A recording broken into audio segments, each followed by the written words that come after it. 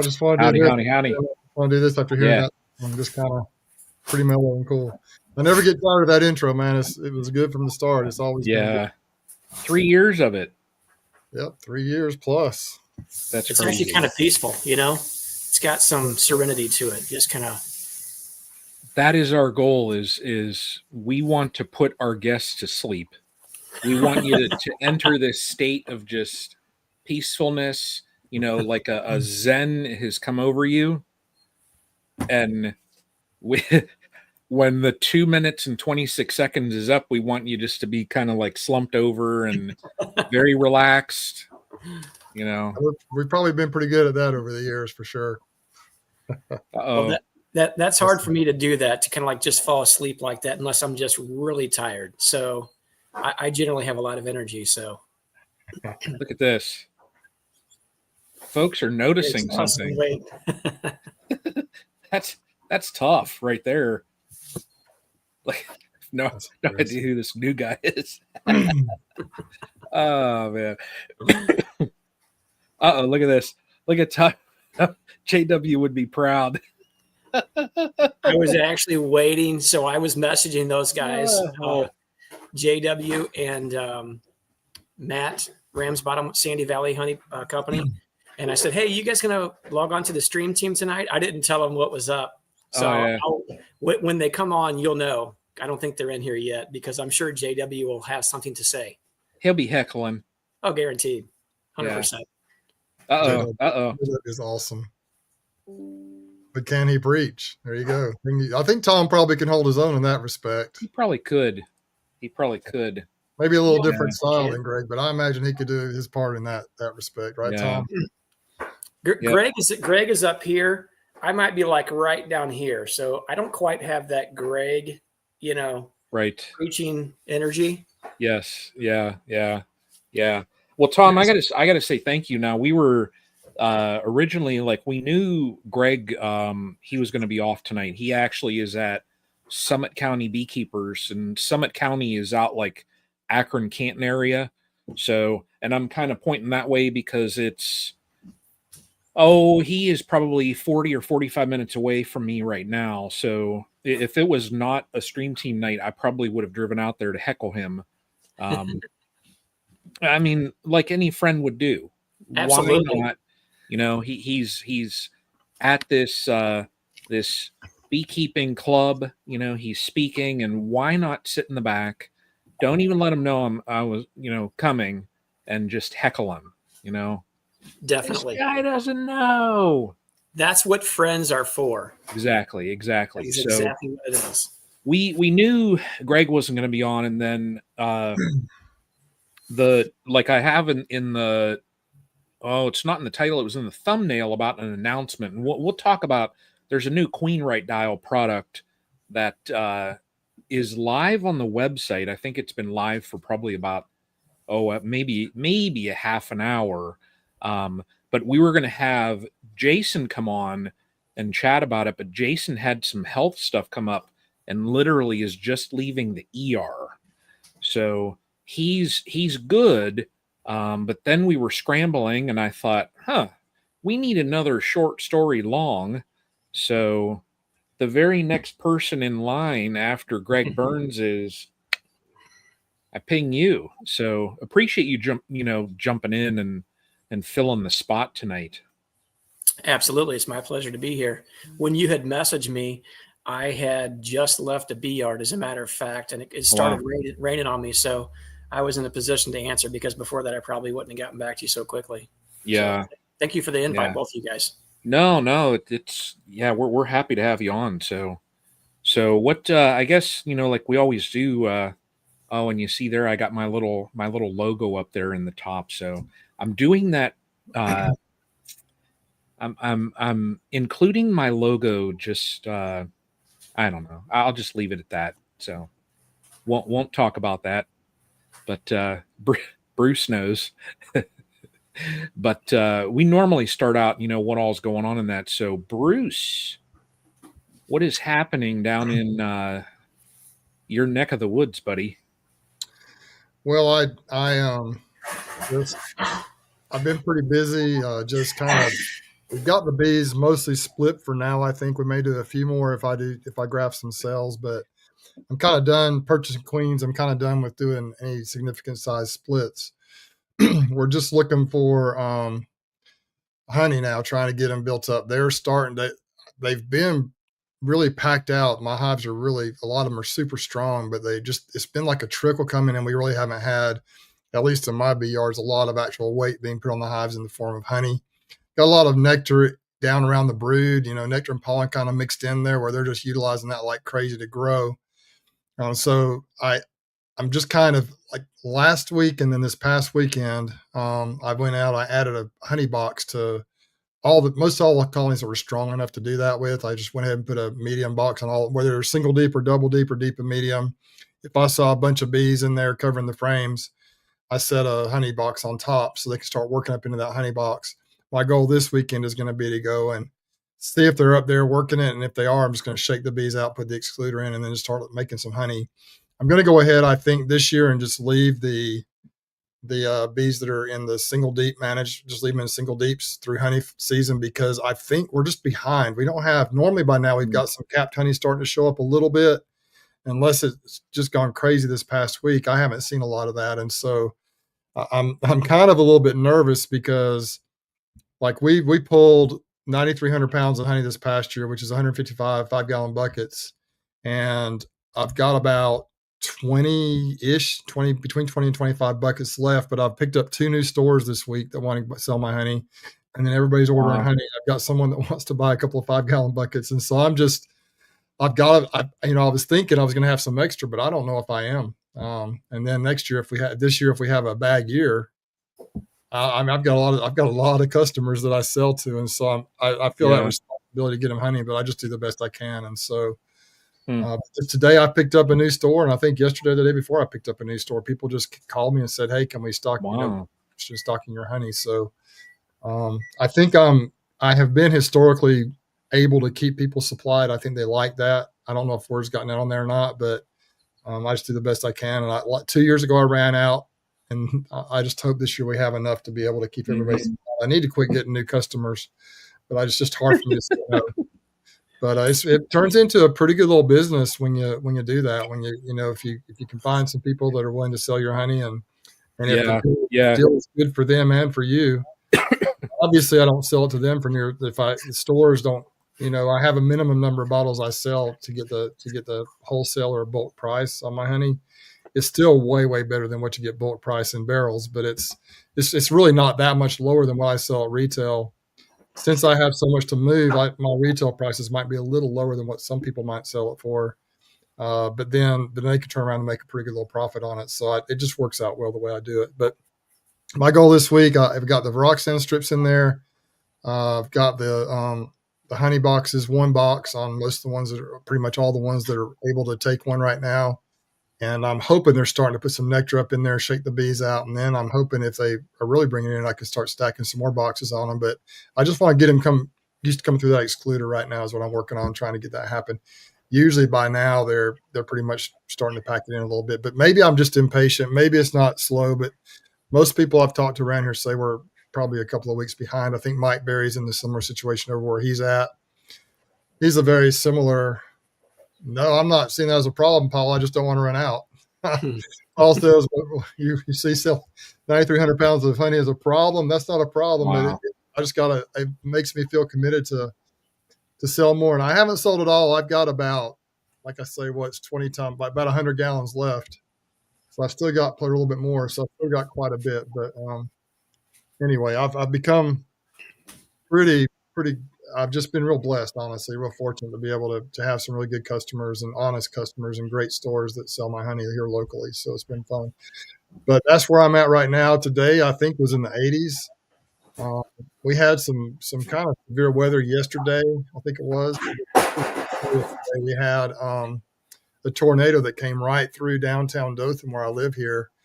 It was went about 3.5 miles right through town. It dropped down what they call inside the circle. There's a circle in the city and popped up right before it got to the circle.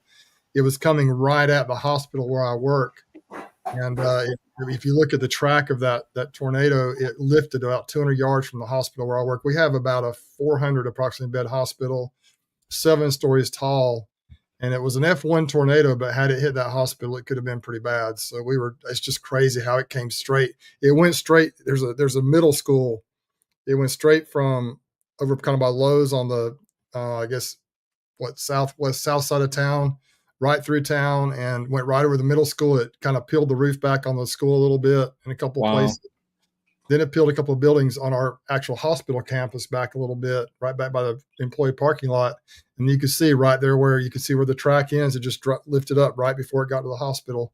And so it got a little, I was inside. You couldn't tell. We were in the heart of the hospital. Couldn't really tell, but we were in there trying to get patients moved into the halls and stuff. And fortunately, it didn't hit us. You could look out. We had some speech therapists that actually recorded it coming, and then it just kind of windy. But it wasn't. It was like an F1. It wasn't anything too severe. But even an F1, it's a 7-story building glass. It could create some problems if an object or something hit that thing. I'm sure here where we're at, if I'm sure they have hurricane force. I'm sure the hospital's hurricane. All the stuff. I'm sure they've got all the safety measures. So it probably wouldn't have been that bad. But we're just glad it didn't hit any. Nobody. I think there were 5 injuries. Nobody got seriously hurt at all here, and it went right over that school. So we were real blessed. But that's what's going on here, and we'll talk about more about what we're going to do in the upcoming weeks. I do have a video that I'm working on. It's getting close to being done. I just didn't get it done this weekend. That I actually filmed a week and a half ago. I did 3 or 4 different things. That was when I started putting the honey boxes on. I shut down the Ozark bee yard, just took all the rest of the colonies out of there and moved them.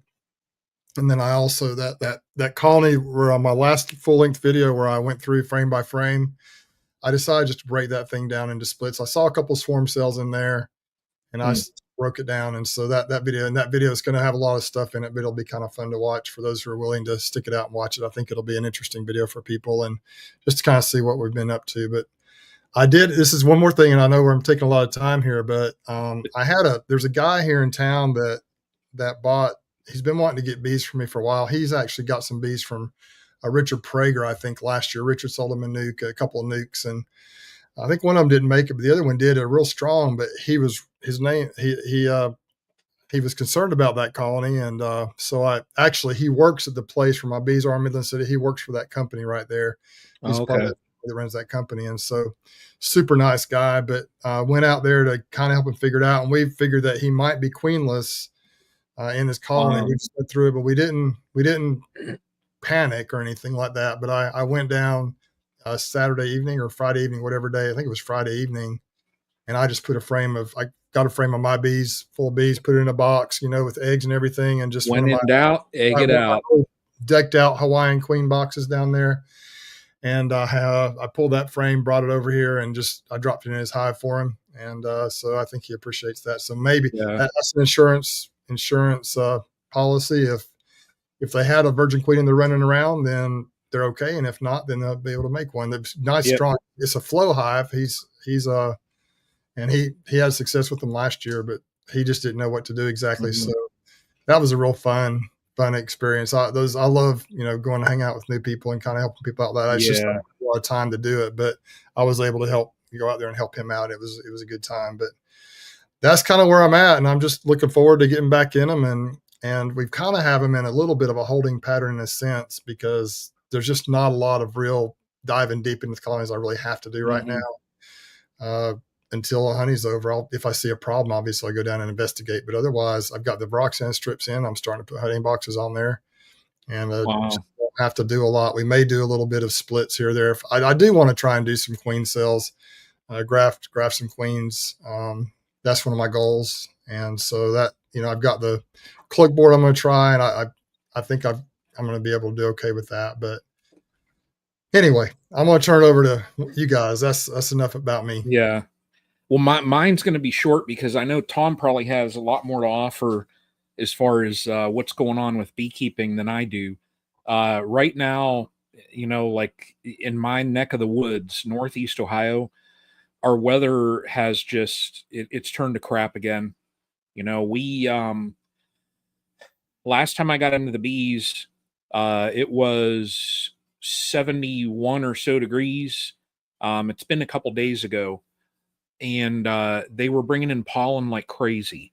The 3 that I have left looked good. there's like 7-8 seams of bees in there. So, you know, as far as population, they look good. There's a lot of brood. So that was that. And I spent time, I've got a video that's coming out that it goes through a little bit more, but I cleaned up all my dead outs, anything that I had left. I cleaned all that stuff up. I've got pretty much everything set for when I get packages, and everything is pretty close to being ready. So, but like up here, like right now, it's low 50s. We've got rain. You know, in our next week's forecast, they did for the news, the next 7-day forecast, every day was rain showers. So it's like, we really can't do much up here. So, but it's that time of year. You know, they always say April showers. Well, we get them up here. So, and we're even next week, I forget the day. It's going to be like the 8th, maybe it's next Monday and Tuesday. Our high is going to be like 38, and we're going to have a low of like 23. So, yeah. Second week of April. You can just keep it right up. I know Ian's having some issues. I watched his video. It's still snowing up there, and I'm like, man, it's daggum is April. Come on now. Yep. So second week of April. And now last year at this same exact time, I had my first swarm. And now this year, when I went in them the other day, I didn't even see a drone. Wow. So do you have any drone brood at this point? There is, there's drone brood, okay. But I didn't see any, mature drones running around. So it just, there's not much going on. Now I expect in the next month, things will start to warm up here. It's just how it normally is. Last year was an anomaly, but this part of the country, it just is like that. Now I just saw, Tom, and you're just going to be like, wow.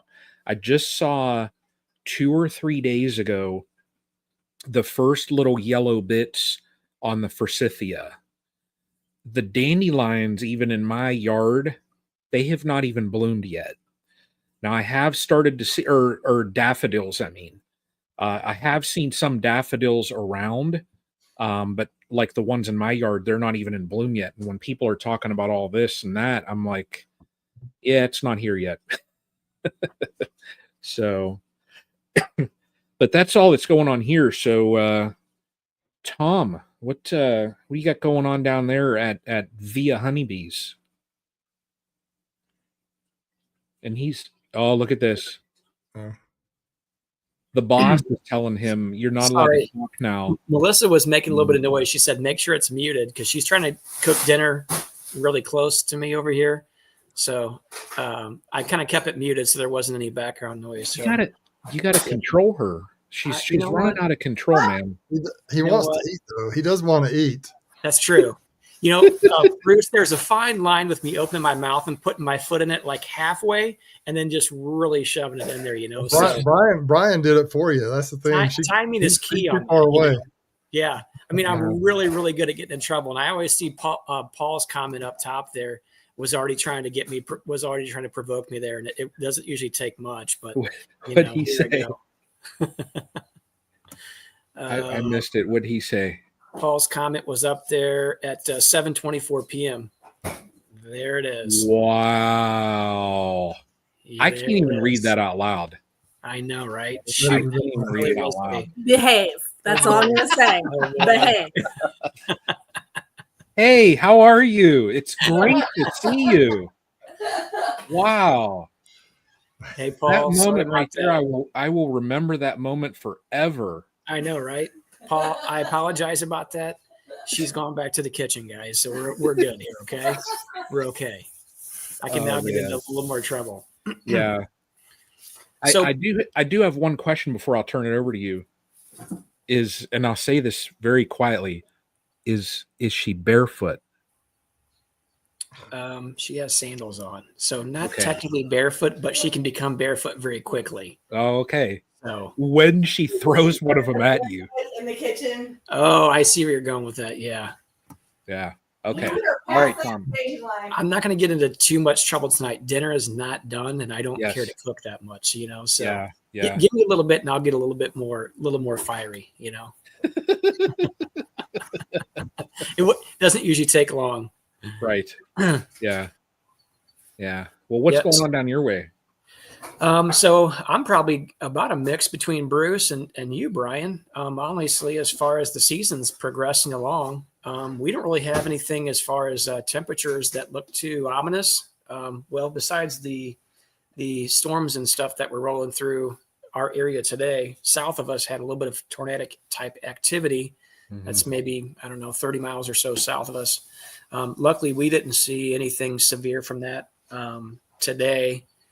So I'm pretty thankful for that, especially given here, a couple of weeks ago when we had those tornadoes that ran right through our area. And ironically missed about 5 of our bee yards. It was like God had his hand on us here and taking care of us, because where it started at was only about 1,000 feet from a friend of mine's house. And we have, 25 colonies there.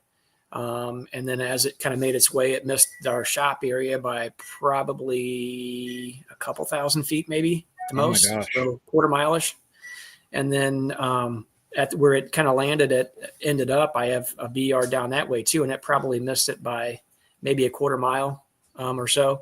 So I'm pretty thankful that nothing got really damaged. Everything was good. All the bee colonies are in good shape, because I have a lot of splits that I've started to prep the colonies to make splits, but I have next Tuesday, I have 120-ish queens coming up from northern Florida from a queen breeder down there. And we have a lot of splits that we have to make. So I need all those colonies and I need all that brood to make the necessary splits that we have to fulfill our obligations to everyone that has bought nukes from us. So we're excited about getting that in full swing. The season is definitely upon us. We could still see a little bit of cold weather, but all in all, we've kind of rounded a corner, which sounds like, Brian, you're kind of still not quite rounded that corner when it comes to temperatures a little bit, but thankfully we kind of have. So that's, we kind of really still need to pay close attention. And so I don't really hear this mentioned a lot, but I'll kind of bring it up, is chilled brood. Sometimes colonies can get really rambunctious, especially if they have an Italian influence to them.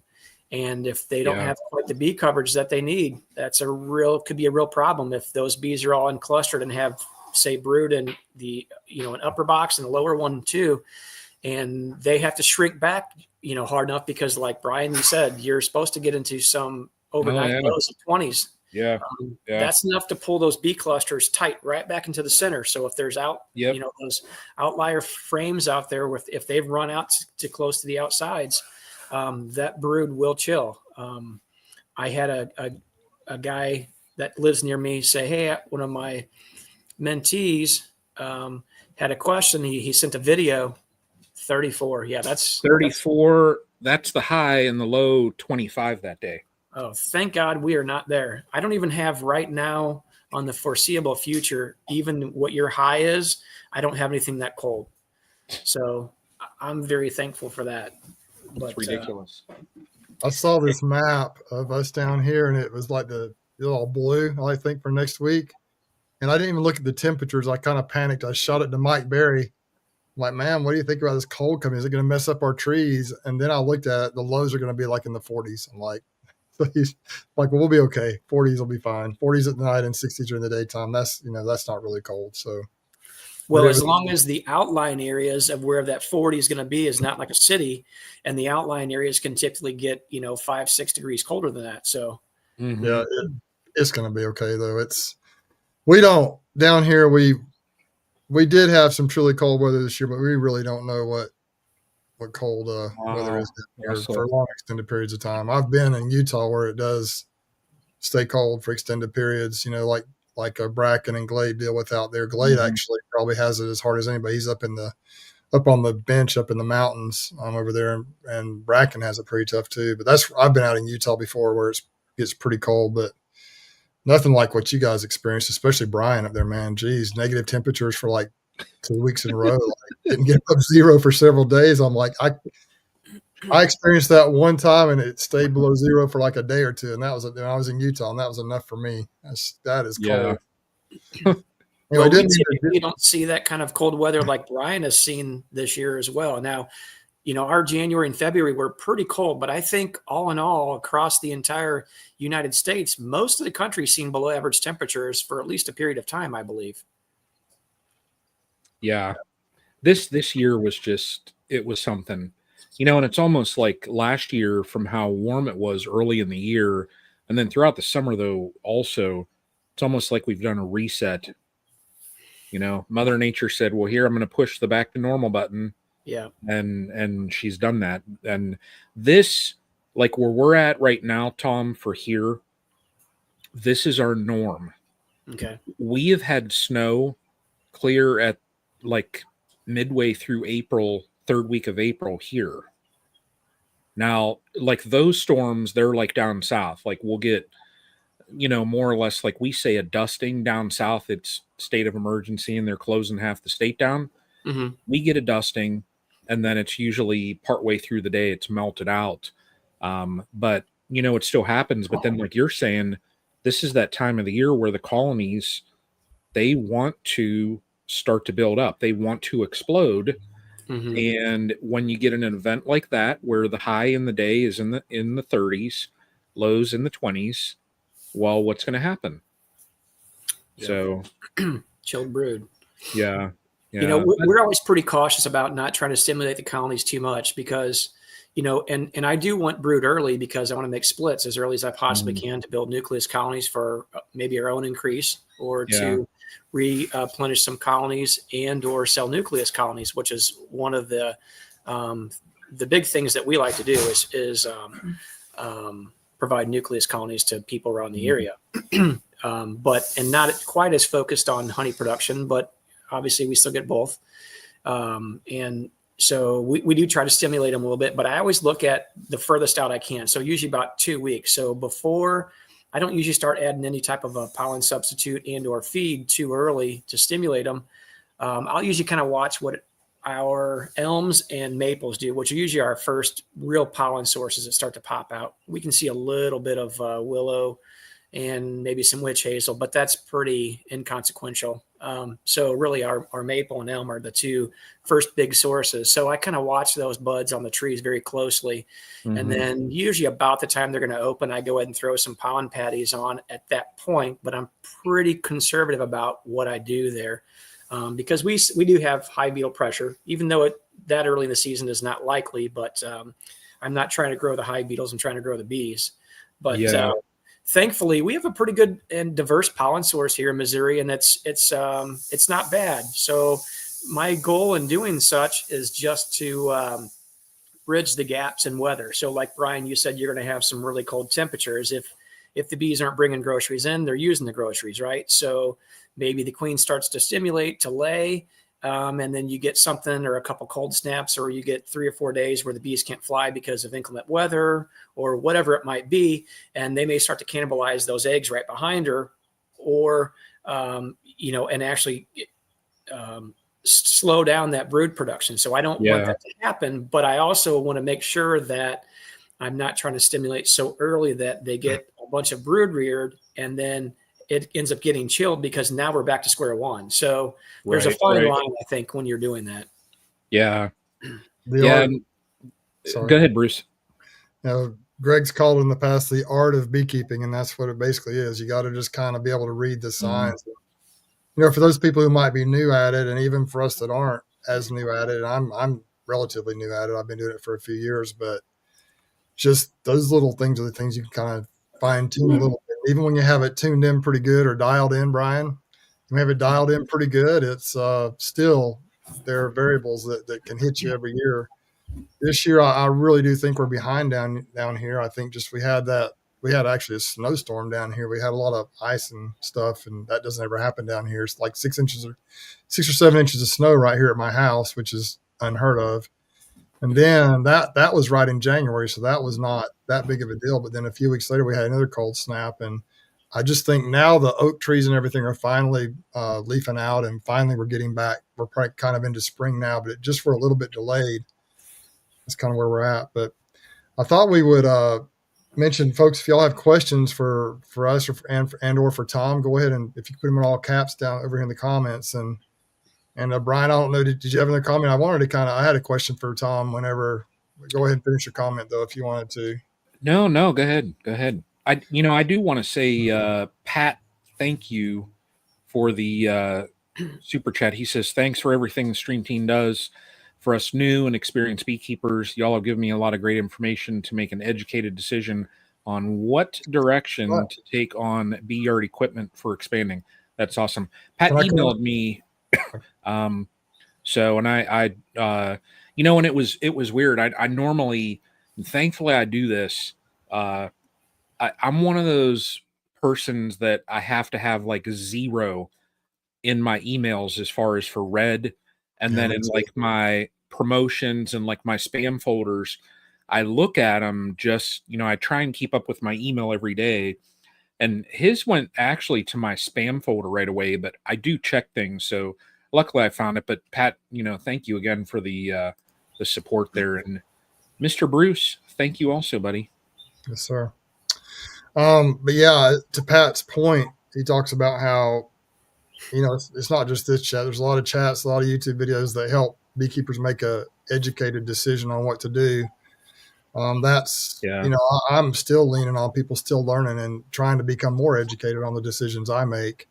Videos can be coming out here in the next few days. I made a decision and we'll see if it works out. I'm still trying things. I think it will, but we'll find out. But yeah, so that's kind of how it goes. And that kind of was the case this past weekend with my friend that had that hive, that colony that I went out and checked on. He had made some decisions, didn't know what to do. And then he called me kind of in a bind and was worried about it. And so I went over and tried to help him get things figured out. But it's just so nice to have someone that you can kind of learn from and try to make those educated decisions. And even then, sometimes it doesn't work out, but it usually does more often if you.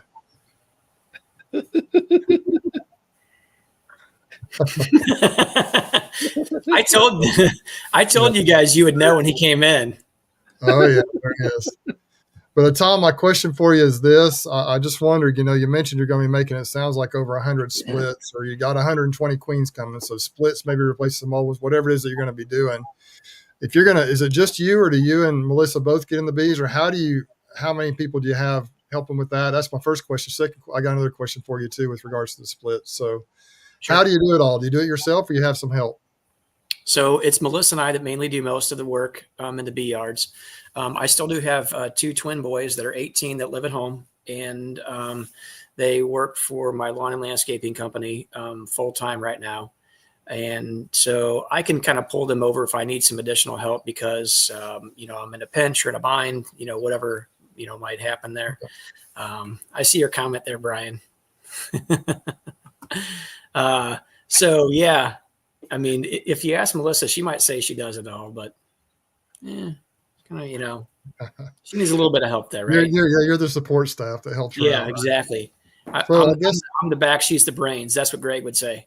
Yeah. The next question is this: what is your favorite type split? Like if you have 100 splits to make, like what you're coming up on now, it sounds like you're in the process of setting the bees up. You're trying to get the brood built up and make sure you have plenty of brood, plenty of population to be able to go through and break them down and split them.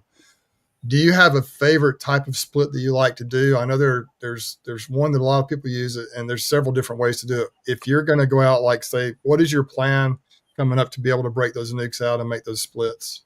Yeah, absolutely. I think that's a really, really good question. And I think that depending on people's operation, the type of equipment you have, what your goals are, and all these can be leading factors into how that you might want to consider making splits. I always try to push beginners into, a lot of times I'll hear within our club, well, I have 2 hives and I don't want any more. I want 2 and that's it. And I'm like, I would urge you to make 1 split this year. And even if it's a walkaway, which is the simplest of methods to do. Most likely you're going to have to dumb those colonies back just a little bit because if everything is going very well, the queen has a lot of vigor. She is really laying up a storm. It's probably possible that they'll build up enough that they'll try to swarm before you get to your honey flow. At least in our area, that's typically how it works. And probably that's the case for most of us, I would guess. So if the colony's doing well, the first thing they're going to want to do is reproduce, and they do that by swarming, so we have to kind of manipulate those colonies a little bit to bring them back down, and making a split is one great way to do that. Get a good mated queen, and you can use it as a resource colony. You can steal from it the entire season, and if something goes weird, plug that nucleus colony right into that colony that's having a problem. So that's a really, really, in my book, that's the one thing that I would harp to most any beginner beekeepers, or even people who say, hey, I don't want any more. Just build a small one and just steal out of it all year if you have to. But I will say, as far as the way we're making all of our splits, is I'm using the double screen board method. So I purchased a handful of them from Greg, and year before last, I purchased one from Bob Benny, and I basically copied those double screen boards. I used a 3/4 inch piece of plywood, and I put a 3/4 inch rimmer on the top, left about a 2.5, 3 inch opening on one side, and I've got 2 3-inch holes, and it's double screened on both sides. Now I used just I didn't use exterior grade materials, so what I did do is through my wax dipping tank, I wax dipped everything. So my stuff is now wax dip, and honestly, I mean, I did all the work myself. I don't have much in it as far as my material costs and such. So basically, I'm going to use that. What I've been doing here this week, since I got back from meeting up with Brian Zavada there in Colorado, Melissa and I were out there and John Mitchell with Westcliff. We were out there from last Thursday through Monday, and had a really great time out there with those guys. But my work week this week was going to be really busy. And of course, we have a lot of rain coming in here through Sunday. So that it's going to kind of mess me up just a little bit, but all should be well. But what I'm doing right now is I'm setting all my colonies up. So for anybody that doesn't know me, Melissa and I both do this together. I run 8-frame double deep colonies. That's kind of my management style. It's what we've kind of started with, and I really like that. I'm setting up in my bottom box, and most of my queens have, unless they're having problems or had a smaller cluster, they're in both boxes right now. So they're laying up both. So what I can do is I can set up my bottom box with about 3 to 4 frames of brood down there, at least a couple honey frames, really good pollen source down there. And then I put that, and then also a little bit of space to lay too. And I put that queen down in the bottom. I put my queen excluder on, and anything else I have up top as far as brood, maybe excess food frames, I leave that up there. And so Bob Benny kind of does a method similar to this. So if you're not really good at spotting a queen or handling a queen, there's a simple solution to that. You take an empty box, put it over your queen excluder. You start shaking bees if you haven't found that queen, and you'll end up finding the queen at that point in time. So then you can get her placed in that bottom box. So that's the key. Have her in the bottom box so that you can very efficiently move through that upper box when you go to make your split. So you're really just not really making a split. You're just kind of predetermining which frames that you're going to use in your splits at this point in time. So then I can come back to that at any point in time, whether it's tomorrow, in a week, probably not too far out, because I don't want that queen to get so plugged out there. She builds swarm cells in it, but I can come back then, and I will build my nukes. I'm going to build them in 8-frame boxes, and I'm going to do it over the double screen board. So Bruce, Brian, we mentioned earlier about thermal regulation and chilled brood. This will definitely help to assist that. It's not a foolproof method, but it'll definitely help to assist in bringing up some of that warmer air from that lower parent colony, if you will. And my splits will consist of about 2.5 frames of brood, and I'm going to use one really good pollen frame with probably honey on it. Make sure I have plenty of feed in there, and probably either an empty foundation or an extra comb. And then I'm going to put some feed on them, and I'm going to let them grow from there. Now, my preferred method as far as how to queen them is I'm not going to let them raise their own queens, because I don't have that amount of time, because I want these ready in about 3 weeks. So I'm introducing mated queens that I'm getting from down south at a queen breeder down there. And he's the one that's shipping me up. Like I said, there's roughly 120 coming up the first week, and then I have 100 coming up the next week for our club. So those, if I needed additional and they haven't sold those, I can probably take from those if necessary. But So that's kind of my goal. That's my method. So that's kind of in a brief nutshell, the double screen board method. I would tell anybody in here, if you are in somewhat of a sketchy climate, kind of like I am, or definitely like Brian is, thermal regulation, especially in these uncertain times of spring when the temperatures can go up and they can crash, it's a real thing. So I would suggest, if you're not using a double screen board, my suggestion would be either maybe stall on making those splits if you can, until the temperatures regulate a little bit better, which is probably the most ideal. Or the second thing is, I would suggest maybe shaking at least 1 to 2 frames of nurse bees additionally into those colonies, because now you can have more, bee power to keep those brood frames warm. Because if they get chilled, this colony is going to just spiral downward very, very quickly, and you're probably going to have to bolster it with more brood frames. So that, in a brief nutshell, is kind of how I am making them and how I've done a lot in the past. So in review, you kind of, if you're walking up to a double deep colony packed with bees, top and bottom, brood top and bottom, you just make sure the queen's down below. That's the number one thing, right? You put the double screen board in then, or do you put a queen excluder in at first? So well, you could actually, if you know that the queen's in the bottom box, then you absolutely could do a double screen board at that point in time. Absolutely you could.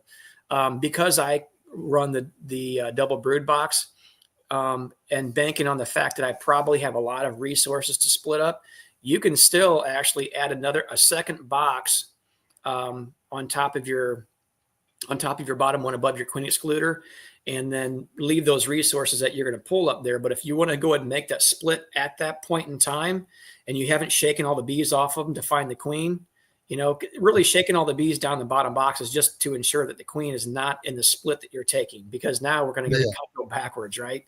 The parent colony is going to lose a queen, going to build queen cells. You now have a queen from last year, in these nucleus colonies, which probably if you're selling them, you're probably selling them a 2025 mated queen, not a 2024. So just so that they get what they're paying for, at that point in time, like I said, you can pull it right up over the double screen board. So I would then choose to put a second box back in there, and then my double screen board, and then my resources on top of that. So that way that my parent colony still has room to grow. Okay. So it's 3 high. It's 3 high. Bottom box with the queen in it, another box of whatever foundation, whatever. And then the double screen board, and then on top of that you have your resources. Do you actually, but then you pull it into 5-frame nukes? Is that what you do once you decide to make your splits, or do you just leave it up there and let that queen get established? Well, it wasn't included in the double screen. Oh yeah. Setup. Yeah. So you could actually do it both ways. My goal is to grow that nucleus colony, which is I'm growing it in an 8-frame box. I want to just put a bunch of extra foundation frames out there. So that way, if they happen to, in that 3-week period, if they happen to grow bigger than the 5-frame, I can just pull the heart out of it at that point in time. So the queen is in that top box. Then you introduce her. Yes, my new 2025 mated queen will go in the top box. That is my split, and I'm going to grow that nucleus colony in that upper 8-frame box above the double screen board in that 8-frame nucleus, or it's technically a nucleus colony, I guess, right? But it's just in an 8-frame box. So basically, you just create with the queen down below, you create a nice, strong double deep, and then you take the resources of bees up above, and then you put them over the double screen, and then you put the queen. How long do you wait before you put the queen in that split? I'm going to do it within, 24 hours. So I've only set things up. I haven't put my double screen board in just yet. Okay. I have those queens. I delayed them a little bit from this week till next week because of, again, poor weather. Now, when you set them up, do you have a queen excluder? Is that what you have? Is that up there in between, or correct? Yeah. So right now, what I've got is between my normal double brood box. I got my queen in my bottom box right now. Queen excluder, and then all my excess frames that I can pull from, I have that in my top box at this point. So that's how I have it setting like that right now. So when I go to make the actual split, right now the colony is still queen right, and all the bees can pass right through that queen excluder. So they're like, hey, we're still queen right, we're still good. The colony's still in a hole. But the minute I slide that double screen board in there where they can't communicate through that, because I got 3/4 of an inch with a screen on each side, they can't communicate any longer. They'll recognize within less than a day that they're queenless, and they'll start to build cells. But if I put a mated queen in there, it's still possible for that to happen, but it's less likely that they'll build queen cells since they can smell a queen pheromone in there. My plan to do is I'm going to delay the queen release. So they'll have a candy plug. So what I'm either going to do is either cap the ends, or I'm going to put not duct tape, just some painter's tape over the end of it, and put the queen in there right away. And I'll come back maybe. So I'm not going to let her release out, because she can't, unless I poke a hole in that tape, they can't chew through it. They need some kind of a start, it seems like. So I'm just going to delay it. So after 3 days, I'll go back in. I'm going to check all those frames. So it's an extra step in there. But what I'm trying to do is I'm trying to ensure queen acceptance, because if I pay, let's just say for number's sake, $30 for a queen, and I'm expecting that each one of my colonies is going to cost me X amount of dollars that I'll have into it. The more queen, the more queen acceptance I get, the higher rate of return I'm going to have now. So if I only lose out on 10%, I'd be pretty happy with that. If I lost out on 40%, I would not be happy, because now my price of my nukes is going to be, coming out of my pocket is going to be a lot heavier. So I'm going to delay that release by a good few days, and then just double check those frames, make sure that they haven't built any cells. If they have, I'll tear them down, and then I'll probably poke a hole in the end of the tape at that point in time. And then it would probably take, I would say, 2 to 3 days for her to be released at that point. So it'll help to ensure a better success is what I'm doing. Now you say you're kind of setting things up now for even a couple of weeks down the road, or is that what so do you go ahead and pull brood up above the queen excluder at that time? And does that brood emerge, and do you try and pull some more brood up when you make your split, or do you just roll with whatever's in there? Some of it probably will emerge at that point. But I've left more brood above the queen excluder that I did below the queen excluder where she's at, because she can continue to lay. She's still cranking along.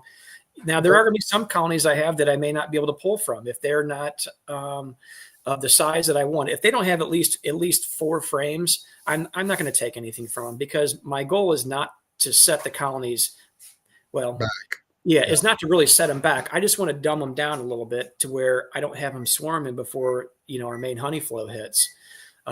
So that's just going to help to ensure that, as far as, keeping them dumbed down just enough that they don't start hitting the trees, because, we all know that we have that gut wrenching feeling when you see a swarm of bees. Either you go back to a bee yard, you see them hanging on a tree, and you have to figure out what colony it came from, or, you see them leaving the colony as you get there. That's never a good feeling, because if you look at them as a dollar figure, that's dollar bill is just flying out of the hive. So, it is. Yeah. I've gotten to the point to where most of my bee yards have enough colonies in them to where, now if I see them leave the colony, I know, but if I don't, I just am like, well, they're just requeening themselves, I guess. I try to catch the swarm if I can, but I try, I hope I avoid it, but I don't get in my bee yards, but sometimes every couple of weeks, 10 days, 2 weeks, usually every couple of weeks, maybe weekly. But during that week in between, there's no telling. I don't know what's going on down there. But over the years, I'm sure I've lost some swarms, a fair number. But my bees, I think, lots of times just requeen themselves either through swarming or supersedure. I don't even know about it, because once the honey supers go on, I really don't go in them much down deep into them unless I see there's a problem. And so I know that probably happens to all of us a little bit. If I could get in more often and be there like every day or every couple of days, I'd probably catch more of those swarms, or I'd see it happen and prevent it better. But I just can't do that. And so, I think this time of the year they're throwing prime swarms, and so that donor colony will often just almost not even skip a beat. But if they start throwing off those little secondary cast swarms and they go swarm and swarm and swarm, sometimes you come back and there's not hardly any, there's like a little cluster of bees in what used to be a big double or triple D, a big huge colony. And so Yeah. That's when it bugs me, is when they just swarm out and swarm out and swarm out. It just I don't know why they do that, but sometimes they do that. And Yeah. that's when it becomes a real pain in the tail to me. Yeah. They can swarm themselves to death. Like you said, you come back and they've sent out 3 or 4 cast swarms after the parents, swarm left the colony. And at that point in time, you really don't have enough. I mean, if a colony swarmed, it's unlikely you're probably going to build any kind of a honey crop at that point. Right. But if you get several cast swarms beyond that, at that point in time, your likelihood of even keeping a colony in that place from that original parent colony is next to none at that point, because they're going to need a lot of bee power to build back up. And sometimes it just can't happen. So yeah, it's down here lots of times. I think some of my colonies I know swarming. I still, they make a pretty decent honey crop. Some of those colonies do, but ideally you keep them all in the hive. But yeah, that's why you split them. That's right. That's why you split the strong ones and you try to stay ahead of them. But even still, sometimes you just can't stop it. Sometimes they still do it, but if you stay ahead of them a little bit, you can prevent a lot of that. Get fresh new queens. I think. Do you agree with this, Tom? I think average. Oh, look, it's Tom and Joey.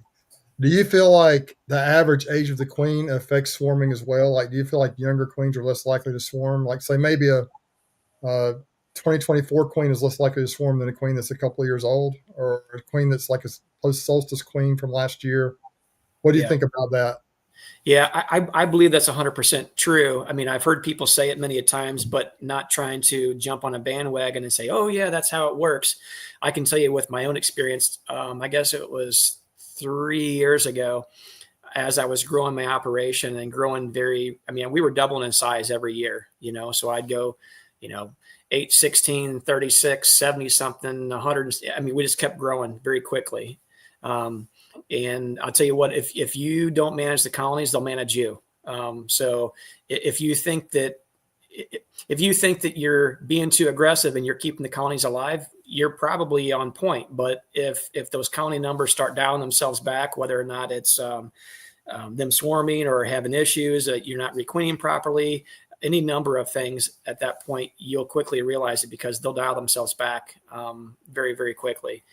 But I absolutely do. So 3 years ago, I had a bunch of swarming, and those queens, I was still at that point where, well, it's probably more like 4 years ago, where I really didn't want to kill queens. Like when you're first starting beekeeping, you have queens, you're like, oh, I mean, she's failing. You can clearly see the pattern looks horrible. They don't have large numbers inside there. And you're like, it's like, I really don't want to kill her. I get that. But I'll tell you what you really start to understand is when those colonies don't end up succeeding by the end of the year because of maybe poor nutrition pressures or mite loads or whatever that might be, those colonies are going to be dead anyway. So if you don't keep a good, vibrant queen inside there, you're really only doing yourself harm and really, honestly, doing the entire colony harm. So we actually made it a point after that we didn't want to keep any queens in our hives longer than 2 years. And that's kind of the premise the last couple of years we've been working off of. And Melissa and I actually going through one of the bee yards actually found 3 red queens from the year before this last. And I'm like marking on the top of there. I said, those are getting replaced. Their patterns looked fine, but we also need to understand at that point in time, like Bruce said, it is highly likely that if you don't do anything, they're going to swarm. And at what point in time do they start to fail? Is it when you're in the honey production mode and they really start dwindling down and you haven't gotten in the box for maybe a month and a half because, you've got 3 or 4 supers on there, and who wants to tear several supers off of a colony to inspect it? So Brian Zavada and I were talking about that just the other day. I'm like, when we get, just like what you said, Bruce, when we get to stacking supers on a colony, I don't go in and do those same inspections. I get them set up, and I know that our honey flows on. The supers have gone on. They're building honey inside there. I do light inspections throughout the top to make sure they have room. And I'll tell you, the biggest thing that I look for is if I go through one of the yards and I'm driving down in front of the hives and I've got 25 colonies in there and they all look similar. The activity looks good. They're all moving and shaking. And I see some that look off, like the activity seems low.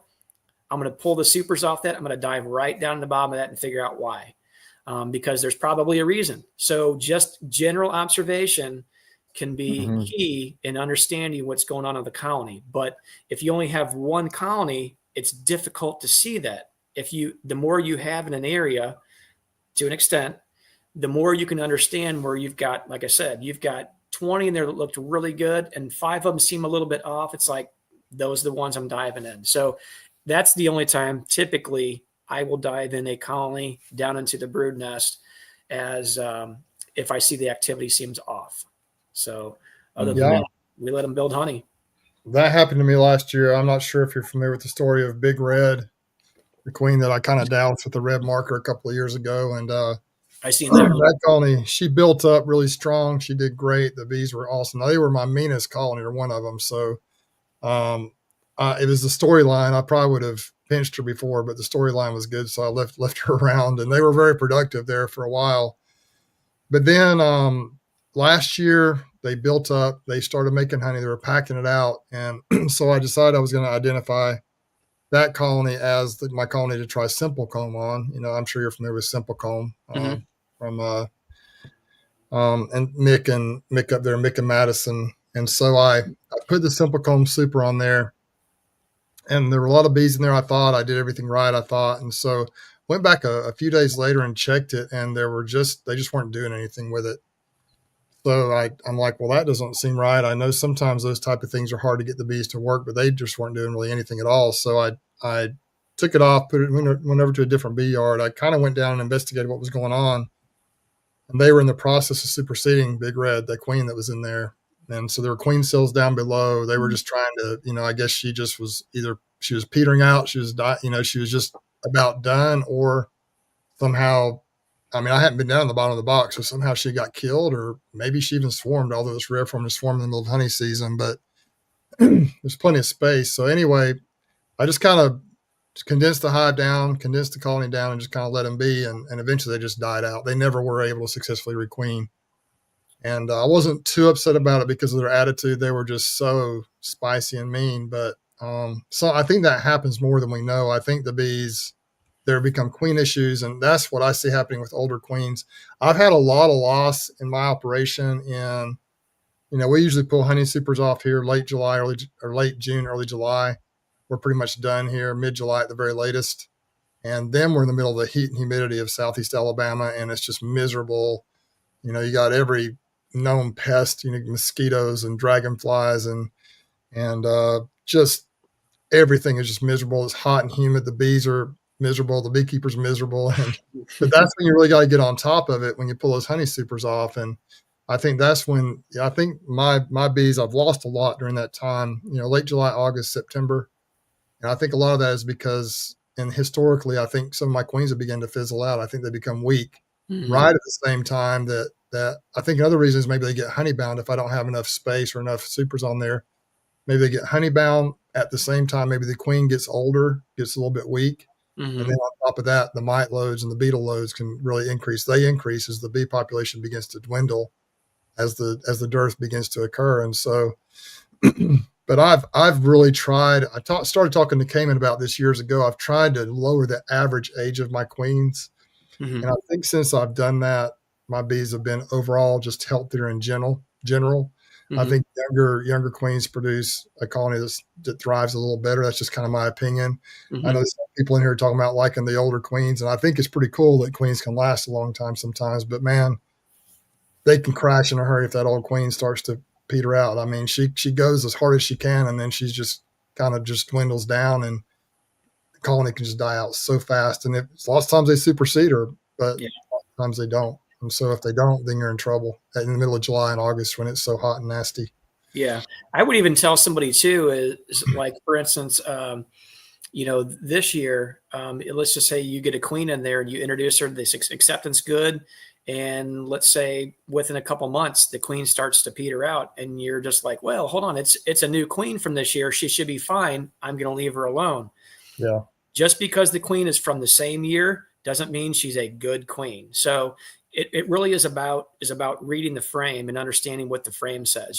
Okay, is the pattern still really tight, but it's small? that's probably still a good laying queen. Maybe it's nutrition fact. Maybe it's extended cold snap, or something else that's coming at them that's causing them to not build up like they should. Pay attention to that. But I would say that when Melissa and I started to not rely as heavy on, we don't want to kill these queens, or we don't want to get rid of them. When we started to make the calls and saying, hey, this is for the better of the colony, we need to remove these queens and replace them with new ones. Or like you said, Bruce, maybe by chance these colonies might swarm and you don't realize it. If you don't get back to a bee yard within a couple of weeks, they absolutely could have built some swarm cells. And we all of us can miss it. We all have jobs here. We all have other obligations that we have to tend to. So anything is possible.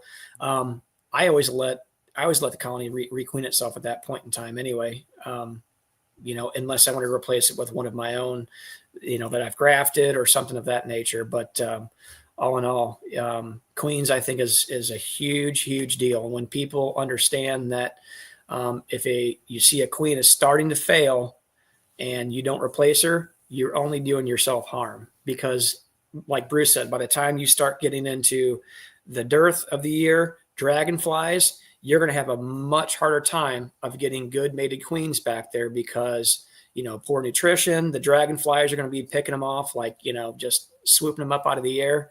So I would say your queen mating is definitely going to go down. So for us, that usually looks like late June, early July.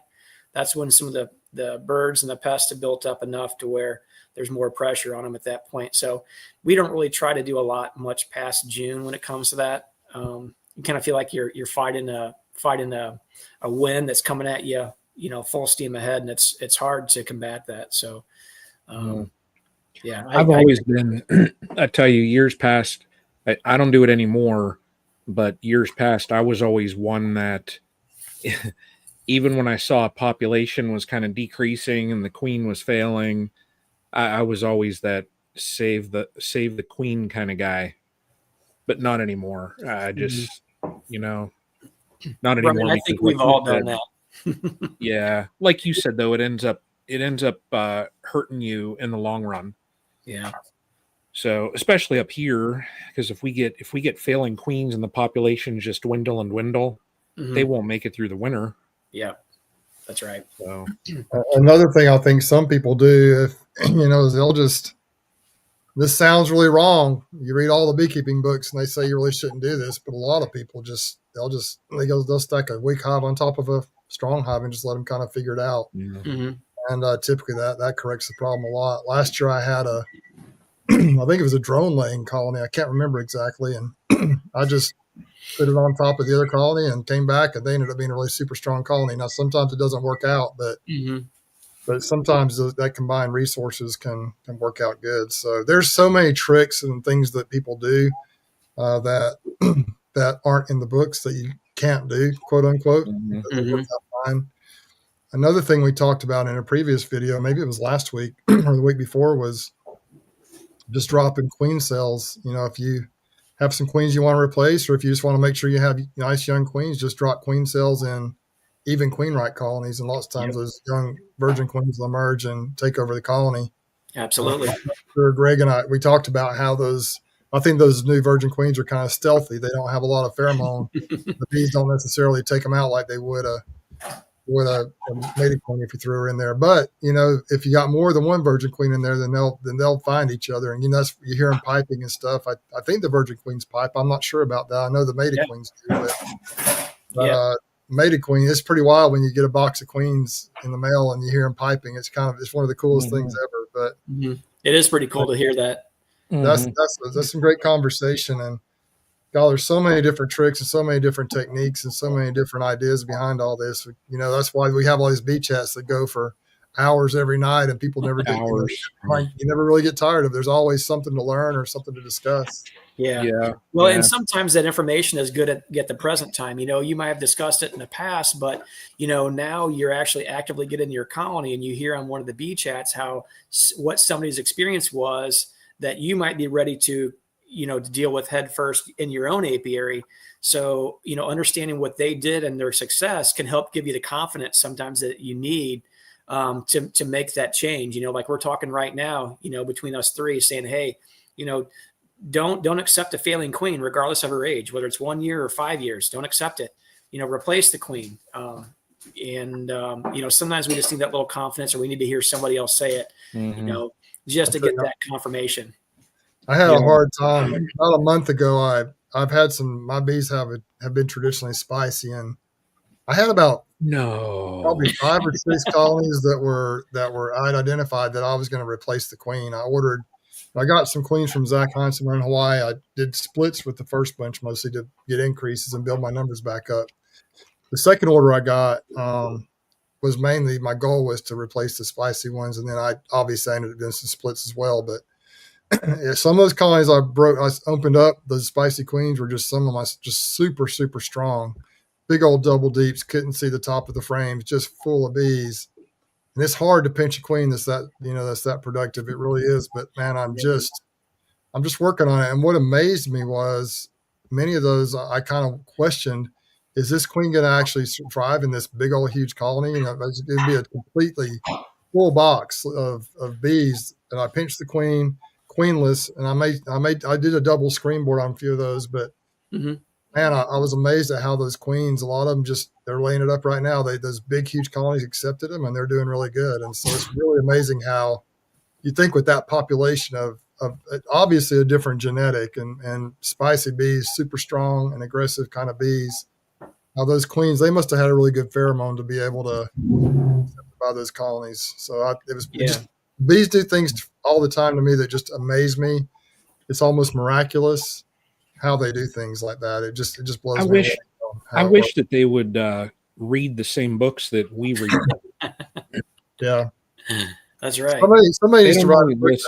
Somebody needs to write a book that has the tricks in it that the commercial guys use, and so people aren't so scared to try and do things, because I know that some people have, there's certain people that just really like to kind of, and I think you need to have a good basic understanding, and that's what the books do a really good job of at the beginning. A lot of these books you read, like the beginner beekeeping books, they give you an idea of how to identify the different queens and basics.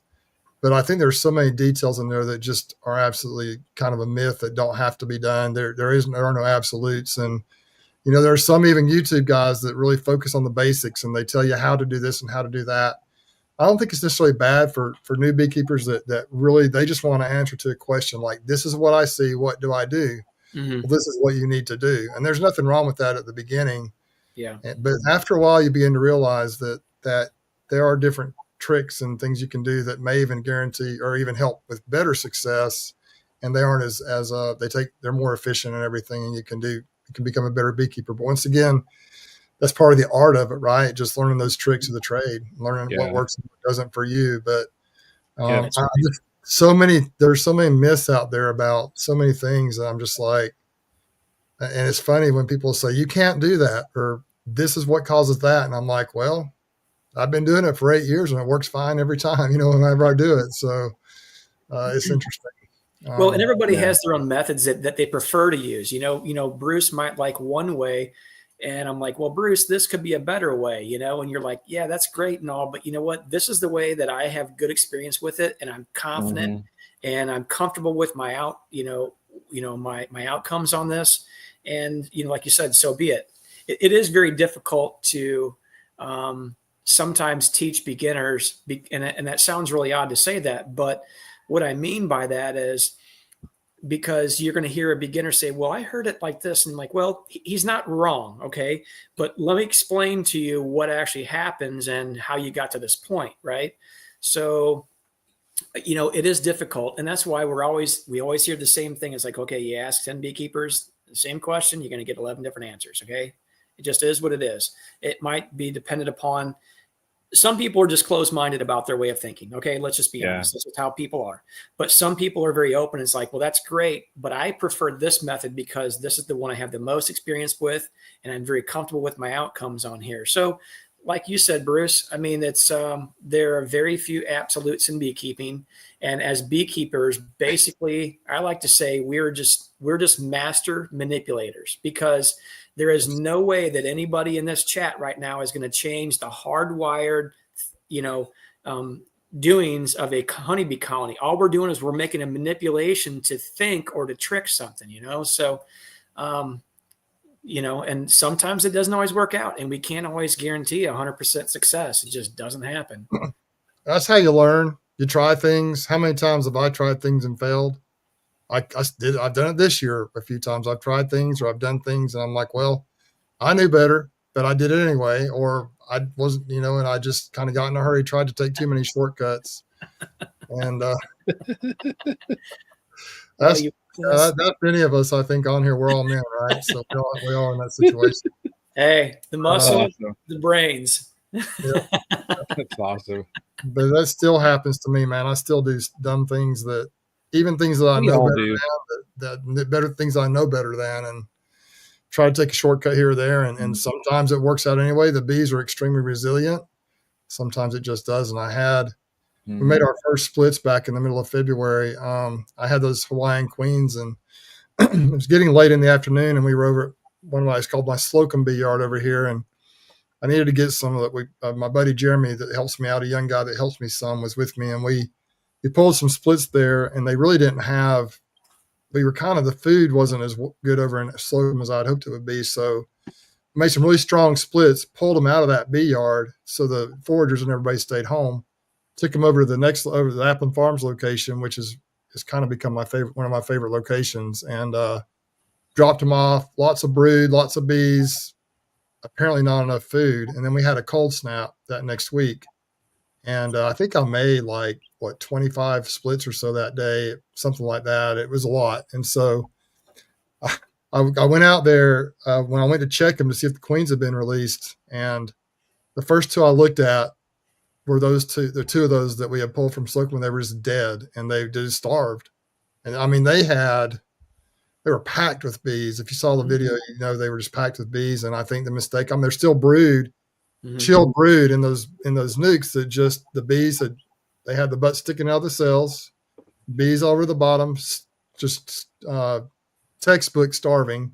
But there was a lot of brood that was just dead in there. So that makes you sick when you knew better. I should have supplemented them with something, or I should have made sure I had honey in them or something. And one thing that we did do now with those, I thought it was interesting.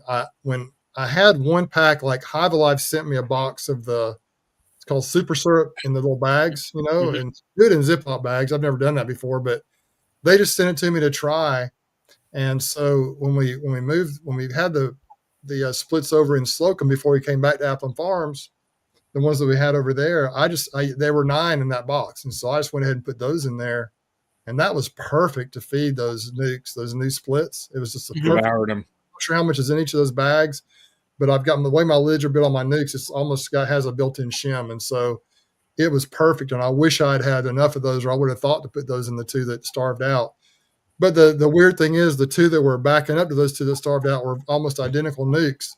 And they've both done well. Neither one of them starved out, but they probably had a little more food in them when we actually pulled those splits. And so you just never know. But those are, there's a lot of hard lessons. If you watch my channel, I've learned a lot of hard lessons. And I hope that people watch the follow-up videos after the ones where I do stupid things, so they don't try the stupid thing I did and fail as well. I hope they watch the follow-up video where I tell you I failed. Anyway, I didn't see that. Oh, I was highlighting American Bee Lady's comment. Will you raise good bees?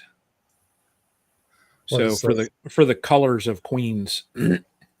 So blue is 2025, but if you have a handy dandy Queenrite dial on the front of your colony, you don't have to worry about remembering it because it's all right there. It's all right there. So I'm gonna hijack the chat for, let's say, 5 minutes. Is this maybe 10? Is this the actual big announcement? The upcoming Queenrite dial. The upcoming product. Now everybody. So here, let me change this. But so I will say it is probably killing Jason that he can't be here tonight. But like I said, Jason, he decided to take a trip to the ER this evening. He's okay. He's home, but just keep him in your thoughts there. So I know it is probably just killing him that he couldn't be here. But so Jason and I, everybody knows our dials, the Queen Right dials. We always say it's beekeeping innovation. It's a product that was created by beekeepers for beekeepers. We originally had and we call it the OG dial. It was just the single dial that had, and I'm just going to hold up part of this. It had, basically that right there. You had your queen status. So you knew when you walked up if, you had a mated queen, well, maybe you saw cells, so you could identify if there were supersedure, swarm cells, whatever it is. You saw a virgin queen, you could mark all that. And it eliminated, like our phrase that we use also is we say ditch the brick. So get rid of the bricks, get rid of the marking on top of your lids and then repainting them every year. It's just you have the dials. So when we did our first conference, and that would have been, 3 years ago? So 2.5, about 2.5, but 3 conferences ago. Was it? I forget. But anyway, you've done it at 2 conferences, I think. Yeah. I think you just did it at the expo both times, right? We did 2, yeah. So you might have introduced it the previous year and you won the first prize, or was that last year? We won. We got the blue ribbon a year and a half ago.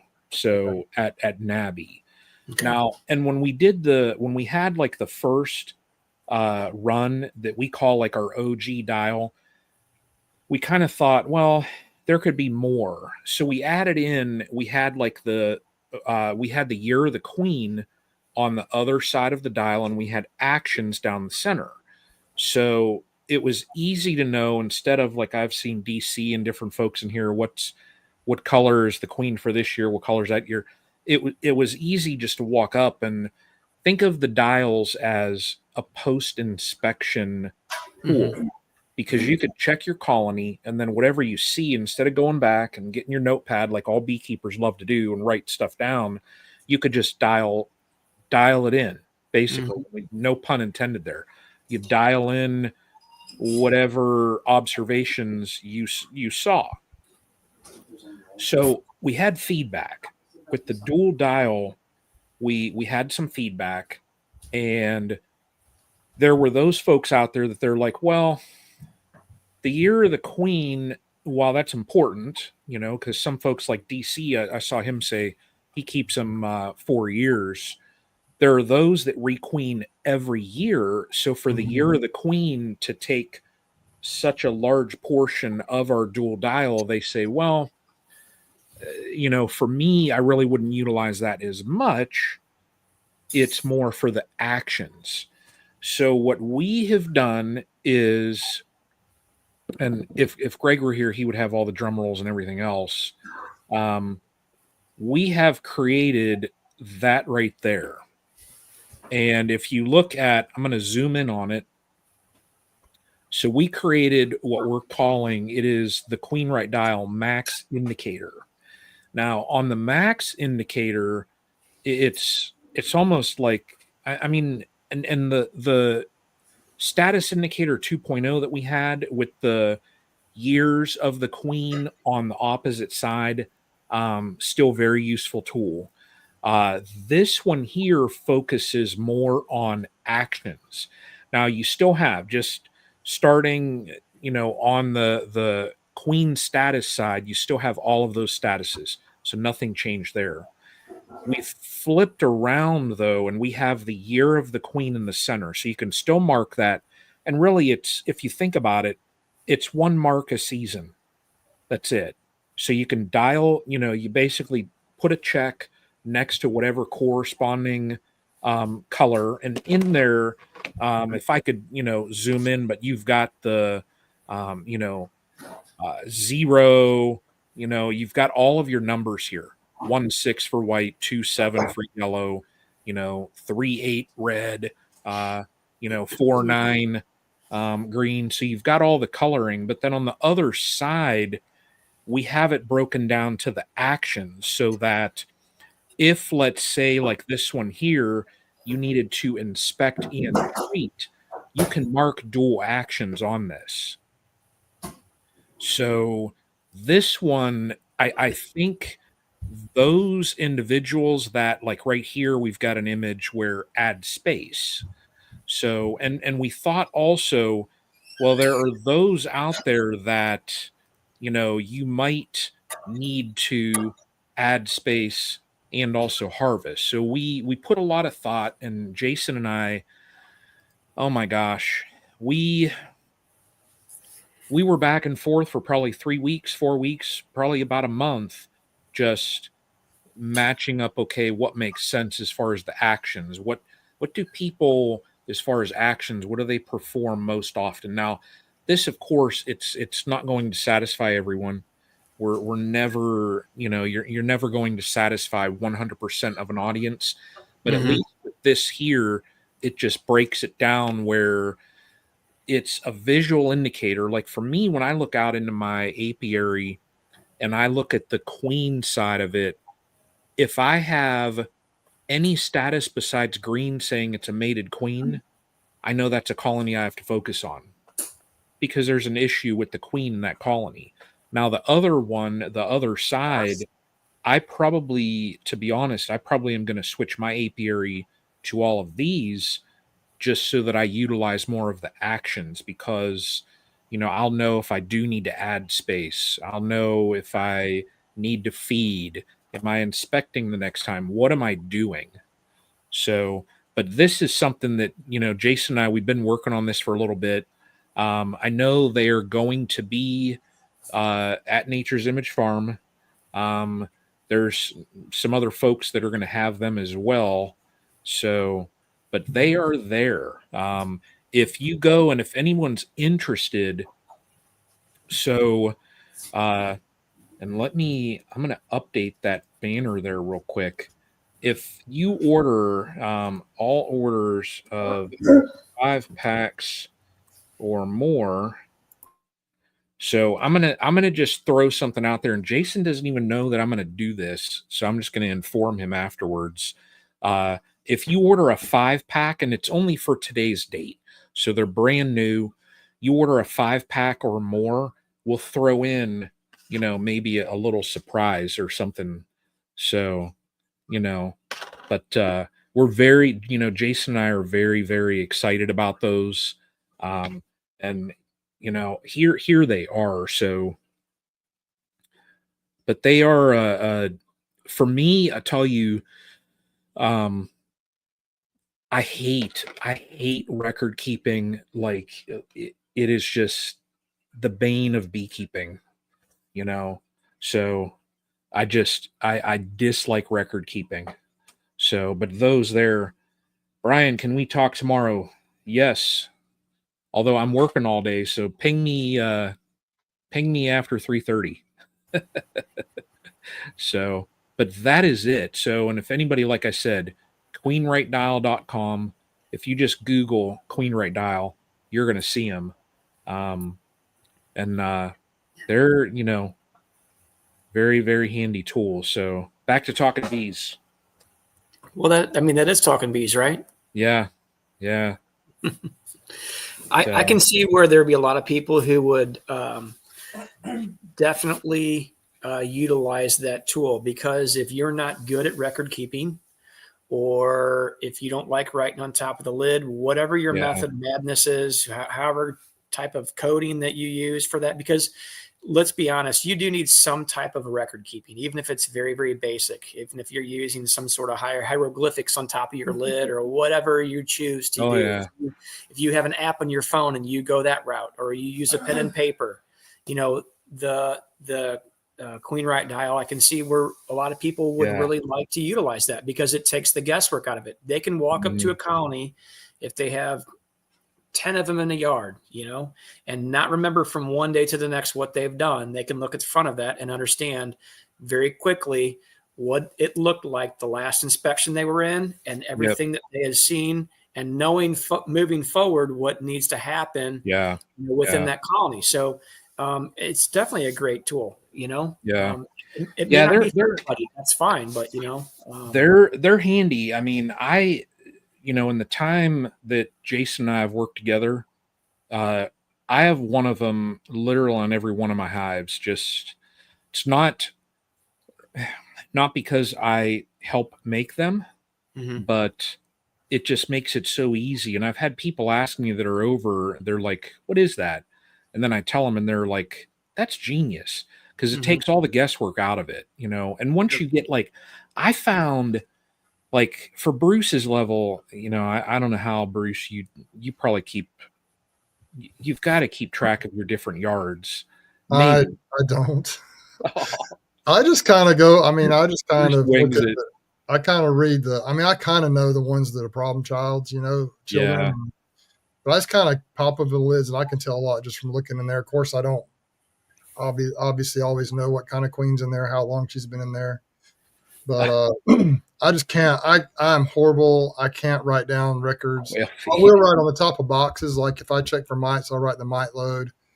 If I see, if I go in there and for example, if I'm going through my colonies, checking for, say I just put in some mated queens, Yeah. I can usually identify, I usually know which colonies I do that because they're smaller, they're in nuke boxes, whatever. Yeah. Yeah. Say, for example, I go into one of those new boxes that I have a mated queen in or a queen cell or whatever that I dropped in there a week before, and there's queen cells in there. Don't see any eggs. Then I'm more than likely they murdered the queen. And I've got a new, they're making, so I kind of write on the top queen cell, the date. And so then I know that I need to check on that one. I don't have to check them all. And then I'll put, for example, it actually worked well for me when I was going through and trying to humble the mean ones. I put any box that I put a queen in, or that needed a queen, actually, I put a Q on top. I think when I put a queen in, I put a Q on top. I made a queen. And so then when I came back and found eggs, I circled the Q. So I knew there was a mated queen in there that was laying. So every year I do it differently, but that's kind of, I know from week to week, from month to month, what I'm doing, but I don't have any system that I use over and over again. I do the brick in some places where I got bricks. I'll turn it a certain way. And it would be really handy to have one of those in all my colonies, I think, but it just works. It works okay for me. Yeah.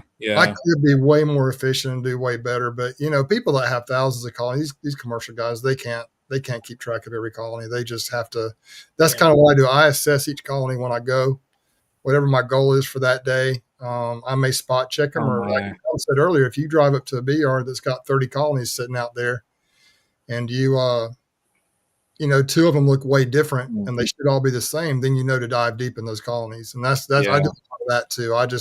Especially once the honey supers go on, I know I've got everything set up. I just I just crack the lid and see if they're working that honey super. I'll look at the entrance. And if there's if you see yellow stuff dripping out of them, there's probably a hive beetle problem. You're probably about to be slimed out. If that we get a lot of that, it's not a lot of that. We get some of that here. But there are certain things you can tell a healthy colony. In the middle of a honey pool, you can tell the ones that are okay, and you can tell the ones that aren't. You can tell robbing activity versus working activity. You can just tell. Yeah. And those are the type of things that you just kind of learn to feel for. But there's no way I guess with the number of colonies I have, I could keep track, but I'm always splitting and moving them here or there. Some people have like a number system on their hives and everything. This is number 17. I'm like, I don't know how I could do that. I have no idea how I could do that because I just don't know how people do that. It's more organized than I am. I don't have any idea how they do that. Did you ever think about who the heck did it before? Maybe it was Jason Chrisman it was like the cow ear tag, cow tags. Yeah. Yeah.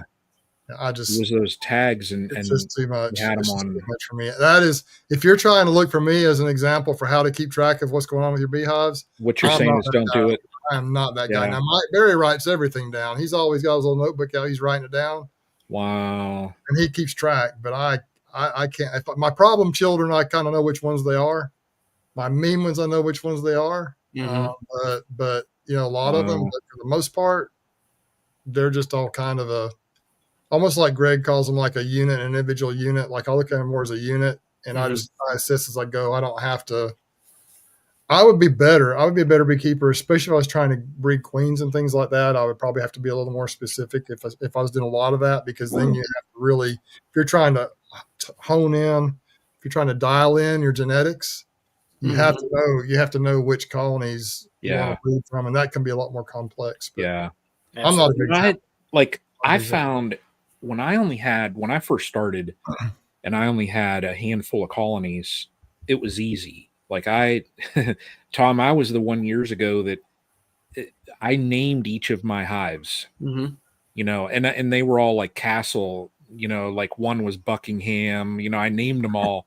And serious, way back at videos, they were all named, you know, and then I named the queens too. I was one of those. Okay. You know, and you know, the main one, it was always Queen Elizabeth, just because that was my grandma, you know, that was my grandma for where my colonies are at. My grandfather had bees years ago, but that was my grandma, you know, Elizabeth. So that's what I would always do. Once I got to, like, I would say probably 8 colonies, 9 colonies, getting close to the 10 mark, it's difficult. Can't remember what each one does, because there were times where I would look out and I had queens from like the prior year, queens from this year, and I'm like, I have no clue what queen is where. I have no clue what each hive is doing. So, but utilizing these, it's been a game changer for me, just because I don't keep any records. I don't write on any lids. I don't do anything like that. Everything is just a quick with these. Now, where you put them, that's all up to you. There's screws that come with them, so you can attach them to, you know, the front of your hive bodies, the side. You could put them on your top if you want. You can put them on your lid. It really doesn't matter.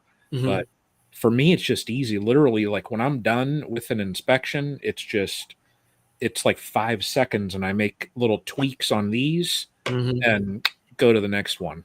Yeah. And I don't have to worry about remembering anything. I look at like what you said there, Tom, you write on the lid and take pictures, and I'm like, oh, it's tough.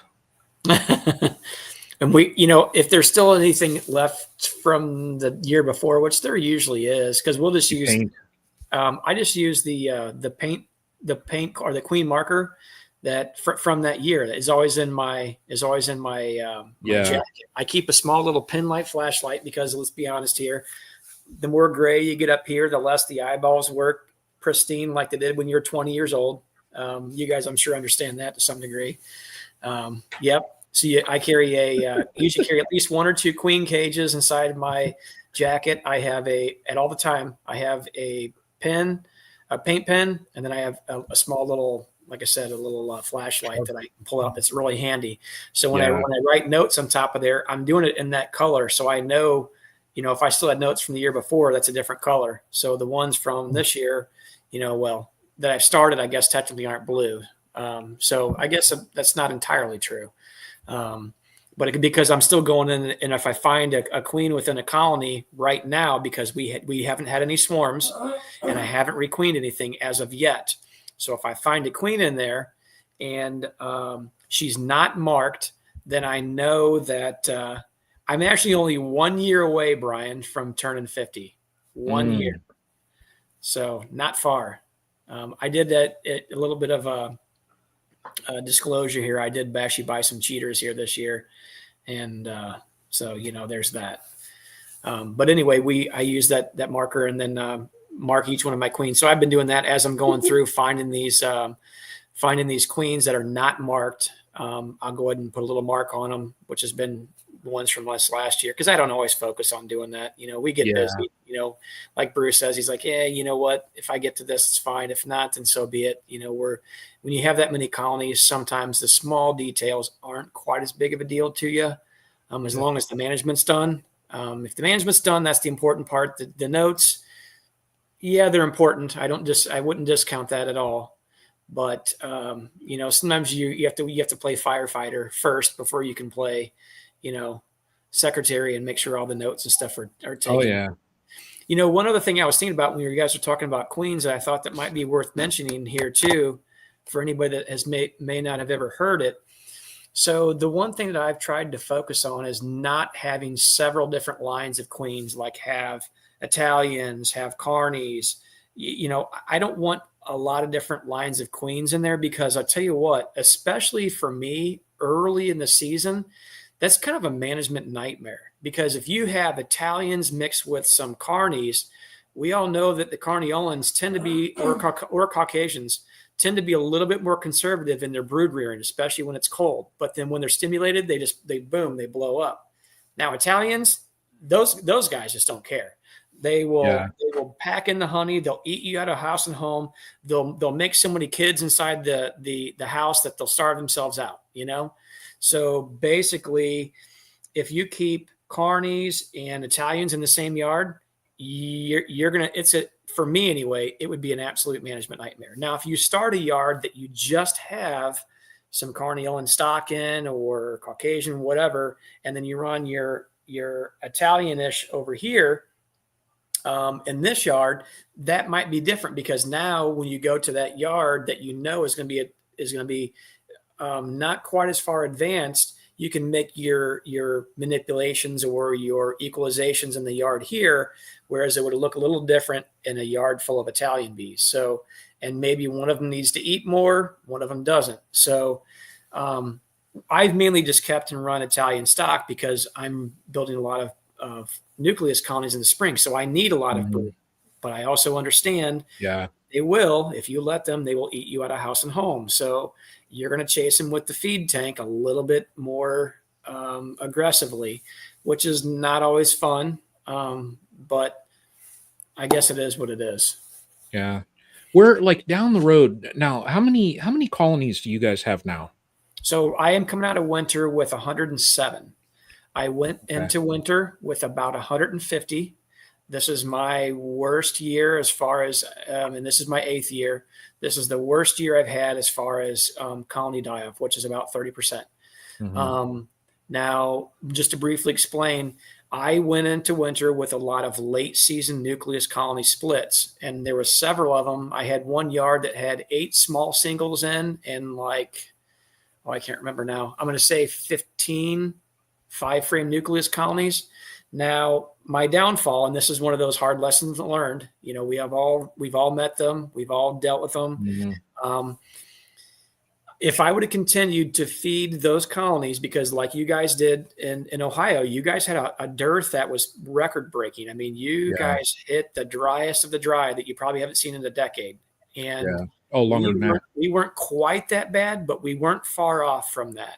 So the colonies didn't grow as aggressively as they should, because they didn't have the stimulation. So what I should have been doing as a good beekeeper is I should have continued with some light sugar syrup on them to keep them stimulated, to grow those colonies to get a larger cluster size.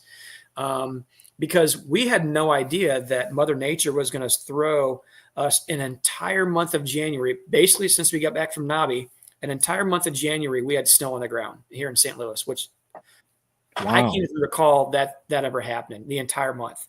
And then we got some more cold snaps that ran on through like a few weeks in February. So they got hit really hard with some negative temperatures, some 0-degree days, we don't typically see.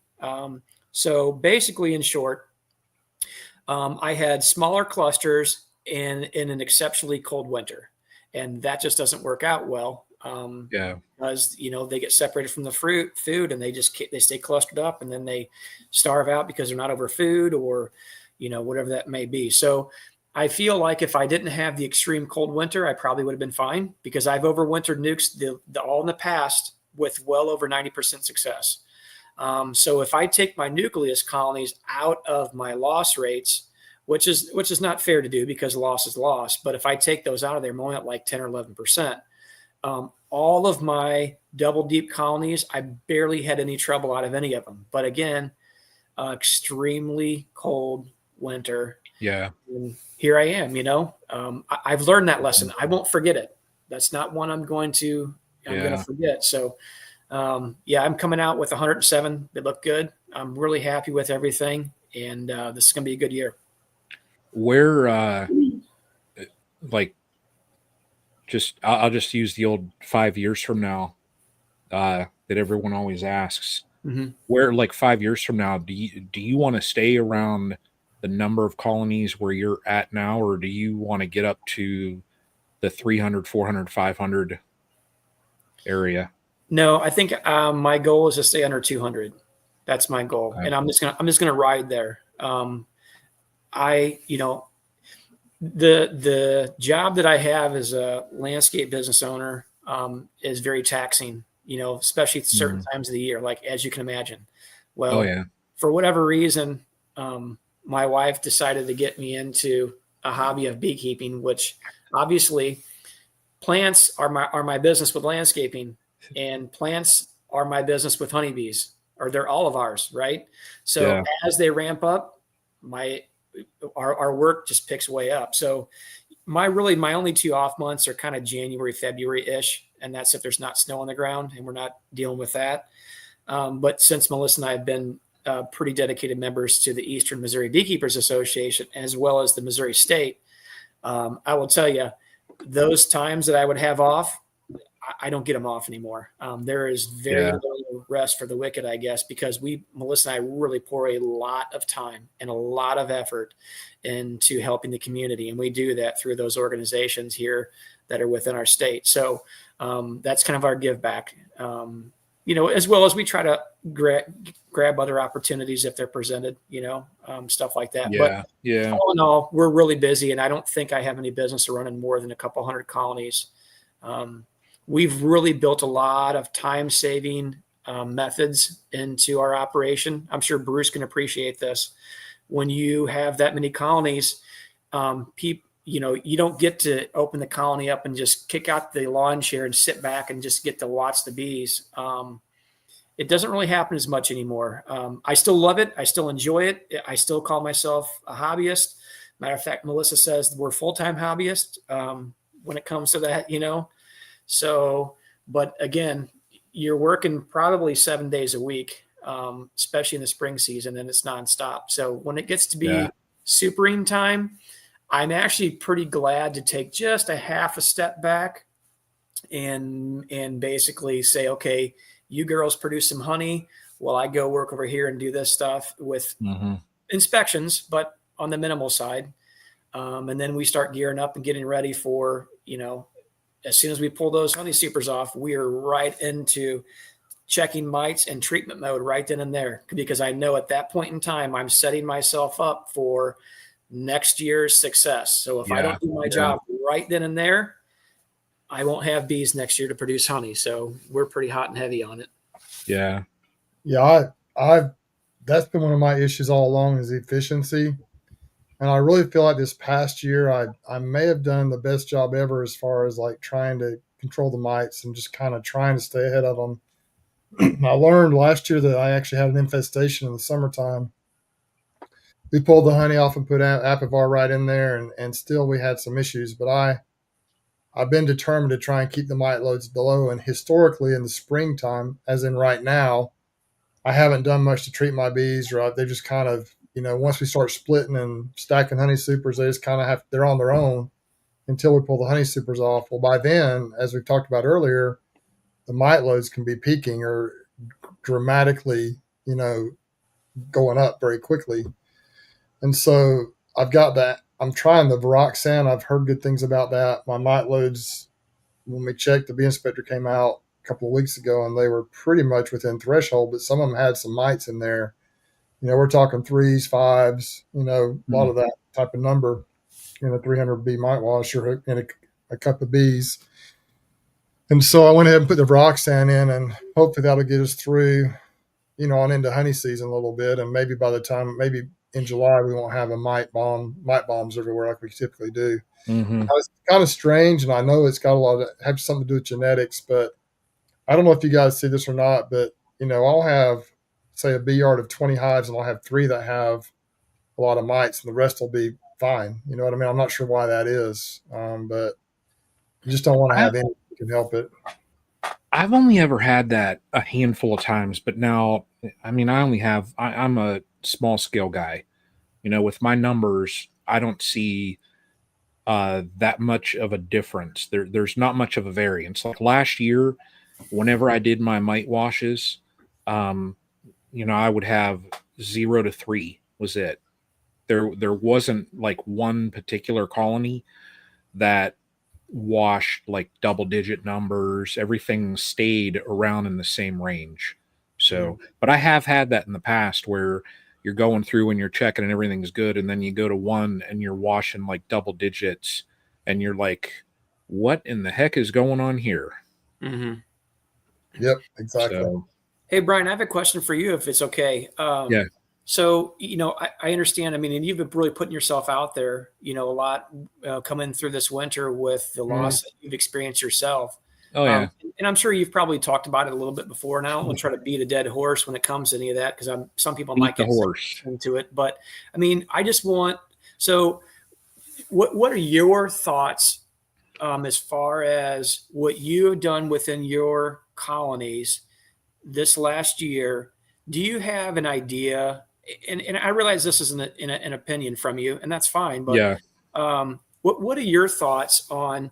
Do you feel like you know what was happening, or are you still kind of like, you know what, we just don't know? And you know what, that's a perfectly acceptable answer. Yeah. I think. I mean, what's your feeling on? And I'm talking about you and your operation. I'm not talking about what's going on in the world specifically. Right. But what are your thoughts there? I mean. So my honest opinion is that, and I think I said this probably about a month ago, I think it was a series of events that led to a perfect storm.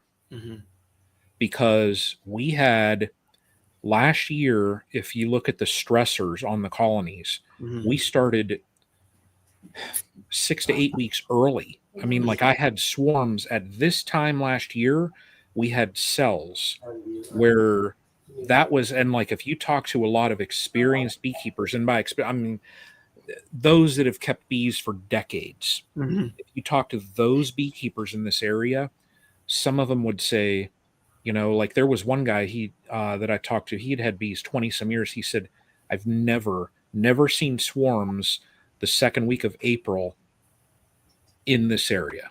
And it's like, so we started out super early, and what happened then was April and May of last year in my area, we had twice our regular precipitation. We had so much rain that it was just ridiculous. And then it screwed up a lot of that. It was that critical time where the colonies are expanding. You're wanting your queens out on mating flights, and they couldn't get out. Yes. So I don't know whether then that led to, and I did have some queen issues last year. So that could have been, maybe they mated poorly. I don't know. Then we went from that to pretty much after May, we slowly, our precipitation just went down until, like down in Greg's area, it was the worst recorded drought since they had been keeping records. Wow. So we went from, like, we started our season early. We had abnormal rains. Then we had a drought, so it was all of these issues. Now, I did see when I was cleaning out some of my dead outs, and I didn't film it just because I'm over there cleaning equipment. I did see the tops of a couple frames that had streaks on them where I think maybe there were some nosema issues. So I don't know whether, like, and there's people talking about that. They say like in 06, 07, nosema, Serena was an issue. So I don't know whether it was necessarily that. And some people said, well, maybe you can send some bees out. And I'm like, at this point right now, what's that going to do? Yeah. I just say that. It's like at this point where I'm at now, I've got 3 colonies that made it. So I'm like, what would that do? Yeah. So I truthfully, I don't know, and it's more or less just my opinion. I think it was just, it's almost like what Randy Oliver says about the leaky boat. You had 1 leak and that was an issue, and you can manage that. 2 leaks, okay, you can manage that. 3 leaks, well, it's getting kind of squirrely. 4 leaks.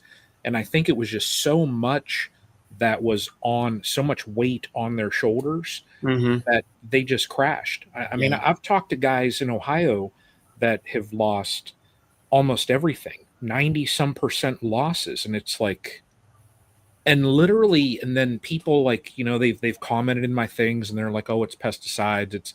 I've had people say it's 5G. They're dropping aluminum out of the sky. You know, they're doing this and that, whatever.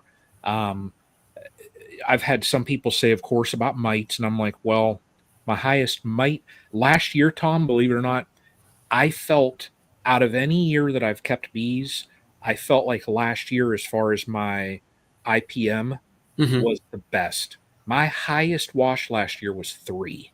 Wow. So it's like the mites were under control, but then you had all of those other issues. And it's hard because then, like in the fall, as far as feed, because some people said, did you feed? I fed probably 3 to 4 times the amount that I had in any prior year.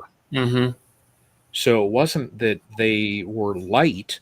In some of my dead outs, like when I'm lifting up, because I overwintered in a story and a half.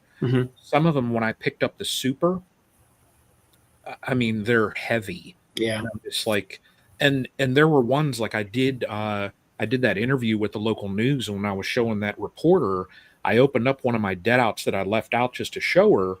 And there were literally bees where they're dead and they're literally one cell over from capped out honey. Wow. So it's like, go figure there. Well, I think it's important. One thing that you said is, so you felt like you were in the best position as far as you having your mites in check throughout the entire season, which is awesome. But the one thing that you mentioned early in the season is, and I heard a guy use this term the other day and it made perfect sense. When we think about spring and we're like, oh, we're getting rain, everything is fine, everything is good. It's like, well, not exactly, because again, I mentioned early on, when the bees aren't flying and bringing groceries home, they're getting in the cupboard, they're using groceries. And I think that often we can supplement these bees with a protein and or syrup. And in my personal opinion, for what it's worth, I feel like we can get close to supplementing nectar when we're using a syrup mixture. But I think that we fall way short on the protein side. I just don't think it's possible for us, or at least I haven't seen it, to be able to supply a protein supplement that is anywhere close to what Mother Nature gives to us in the spring. So the term that I heard, and I really like this, was green dearth, which I'm like, yeah, that makes perfect sense. You had plenty of rain, but the problem is you had plenty of rain. If the bees don't fly when it's raining, they're not bringing in those nutritious groceries into the house.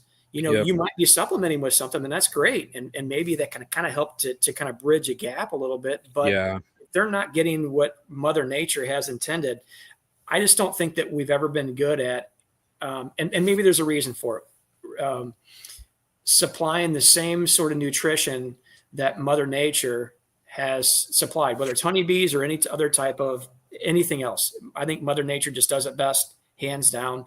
You would have a hard time convincing me otherwise of that, to be honest with you. But so if you had a green dearth in the spring, so they got nutrition, but it wasn't quite the amount that they should have for the growth rate or what have you. And then you guys went straight into an actual dearth where there was just nothing. So now you're at more of a nutritional deficit, you know, and that's when you're going to be rearing. Now you're expecting these bees that you are rearing to now last potentially 6 months, when they were barely holding it together. Like you said, the leaky boat, holding it together in the spring or the early summer. And now it's like, there's no way. All the pressures together, you know, call it what you will, whether it's just nutrition, maybe it's something to do with pesticide, maybe it's just a lack of forage, you know, and that, you know, whatever that looks like. I think, like you said, after talking with a lot of guys, and I've talked to some commercial guys and a couple of researchers that I'm friends with, actually. And I'm just asking, like, what are your thoughts on this? I'm like, you know, I realize that we don't know. And that at the end of the day, the answer is we don't know. But we would like to understand better so that maybe we can do better or be better beekeepers, and whatever that looks like to everybody. and to be good stewards of these bees that we put in a box. So, I'm kind of starting to lean into agree with what you're saying there. Yeah. And I mean, who knows? And like I DC said here, Bob Benny mentioned he talked to retired beekeepers and they saw die-offs in honeybees before. And I think he said it was like a 19 or 20 year cycle that they've seen kind of this roller coaster pattern. I'm very optimistic about this year. What I think, and it's just kind of like a hunch that I have, is that it was just this, like I said, a perfect storm. It was this series of events that it threw the weight on the colonies, and the ones that made it, they made it. The ones that didn't, well, unfortunately, we had above average loss. I feel like at first, and Bruce will tell you, like, a month or so ago, I mean, I was feeling pretty down. I'm like, man, I need to determine if like it's worthwhile to want to even grow, or do I just go back to having 2 colonies and I sit there and just stare at 2 colonies, It kind of just one day I just kind of thought, you know what? This isn't going to be forever. We throughout life and throughout Earth, if you look at history, there are always cycles. Oh yeah. And I'm pretty much I'm banking on, well, it's a cycle and we're at the end of it. Will we know? Will we ever know as a community? Will we ever know what caused this? Maybe, maybe not. Like I said, for me, does it matter? Like at this point where I'm at, like 16, well, it's probably been about 17 or 18 months ago, I had 16 colonies and now I have 3. At this point now, does it matter? No, really doesn't. It's not going to do anything. If I find out, like tomorrow, if I were to get a letter in the mail and it says, okay, this is a nationwide problem, we pinpointed it, it's this. What would that do? Yeah. Unless it's a management strategy or something that you're exactly a hole that you're leaving in your operation, like you said, it probably wouldn't matter a lot. Yeah. But maybe as a whole, as beekeepers as a whole, the researchers, the guys that are behind the scenes in the trenches doing the research and all this, maybe now we can start looking at different ways, or maybe even slightly adjusting how we manage honeybees to some degree. Yeah. Maybe, I don't know. Who knows what that could look like, right? But and there were those that said, well, because I I took all kind of comments. There were those that were like, oh, obviously you're not a good beekeeper. And it's like, well, whatever. Okay. Appreciate you watching. Thank you.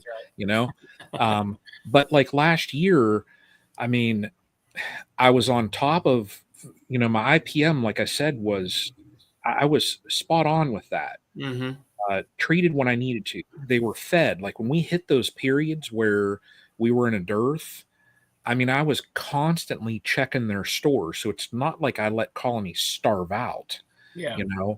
The issue then too, like with the queen issues, I had one colony last year that it was a stronger colony that I screwed up and pinched a queen. That colony went through 3 mated queens. Wow. They never accepted them. And I finally walked them back into the woods and shook them in the woods. Yep. So there were so many issues, just compounded issues with various colonies and last year too, I had 3 colonies that rejected queens go to laying workers. Yeah. In my prior 7 years, I only had ever had 2 laying workers. In all of the years, last year I had 3. Yeah, I think environmental factors play a role because I've had years like that too. I went years without seeing any laying workers that I knew of, and I had one year where I had several. It's just like, what on earth is going on? I think environmental factors do play a role, maybe more than we know. Like I said, if you're doing everything right according to what you've worked on in your IPM, Mother Nature still has her. She still has say. Her way. And bees they are wild. They are wild insects. You know, we stick them in a box, but they're not really domesticated. Yeah, right. They're going to do what they do, and they do exactly. You know, like Tom said earlier, you just can't. I mean, a queen's a queen, a bee's a bee. They make brood, they lay. You know, certain things, principles we manipulate and manage the bees however we want. But in all reality, they are a wild insect, and Mother Nature has the biggest role to play in this whole thing. Yeah, that's right. Yeah, and we can't, you know, like you said, we can try. Mm-hmm. There are, in beekeeping, there are factors that we can control. Mm-hmm. But there's, you know, if you want to look at the pie, there's a little piece of that pie that we can control. We manipulate them, we put them in these boxes, and we want them to perform to the degree that we want them to. You know, you can manipulate them so that you can raise bees and sell nukes and stuff like that. You can manipulate them so that they produce, like, you know, like Bruce, you get 9,500 pounds honey. We can do things like that. But in the whole grand scheme, there are environmental factors out there that override, and no pun intended here, anyone, they trump our decisions. Mm-hmm. We can do everything that we want. Like last year with me, you know, with the rain, I'm like, well, I can't do anything now, you know, and then with the drought, it's like, well, what are you going to do? You can only do so much. That's right. But there are outside factors and outside stressors on colonies that we think we understand bees and bee biology, but there are so many unknown factors that, you know, if you look at all of the PhD guys out there, I mean, they're still researching bees. You know, if we knew everything, there would not be any honeybee universities, you know, honeybee labs. I also feel like they're probably one of the hardest insects or animals that you would probably research because, again, you know, when you're talking, you know, cattle or things like that, there are a lot of controllables, you know, and where you keep them, how they're kept, and so on and so forth. But again, like we talked about with honeybees, they're trespassers. They fly where they want, when they want. You can't tell them, guys, you have to stop at this fence line. You cannot forage that fence over because this, that, or the other is going on, or they don't want you over there. It doesn't work like that. Don't go in the neighbor's pool. Don't, you know, don't. That's right. They sprayed their yard. Don't go over into their yard. They go wherever they want to go. That's right. You know? Yeah. So we have less control over all those aspects of it. Yeah. You know? Yeah. Well, we could go on and we could go on. And Tom, guess what? We could go on some more. That's right. Certainly could. But it is, and I'm looking, it is 10:10 right now. Bruce, we always say we're only going to stay on here about an hour and 15 minutes or so. When's the last time we did that? Never. I'd say I think we've done it for like an hour and a half before, but an hour and 15, maybe a time or two. But yeah. Just Tom, we gotta get you on here when Greg's on here, because then you know what I'm gonna do? What's that? I'm gonna go right like this, just lean back.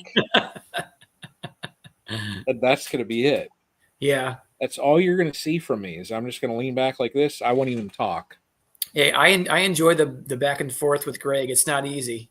Yeah. You know, what's funny is every time that, so I'll give you just for example, when Greg was at the Eastern Missouri conference here this spring, we really had a good time. And honestly, I think like his wife worked 10 times harder than he did. I mean, hopefully he doesn't watch this and he's not listening in the background. I know his wife worked 10 times harder than he did, because every time you'd pass him, he'd grab your shirt and be like, come over here. And you'd be like, okay, what's going on now?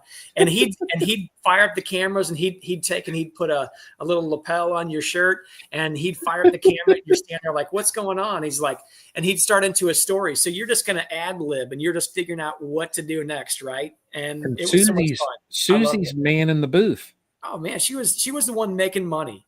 You know, that she was the one making the money. Yeah. Yeah, it was fun. Every time I passed by the booth, Greg would have somebody of there interviewing again. And I'm like, I'd shake my head as I walked by, knowing that I had to be somewhere. I was like, can't stop now, Yeah, I get distracted too easy. I'm like a fly, it's like, what's going on over here? It's like a squirrel, So, yeah, it was fun trying to keep him dialed in, which is hard to do. Exactly. His wife has her work cut out with him. And I'll tell you what, she's such a kind person, just wonderful lady. She just shakes her head and grins and is like, you know what? It is what it is. Yeah, I know. So what do you and Melissa have in the next week? What are you guys doing?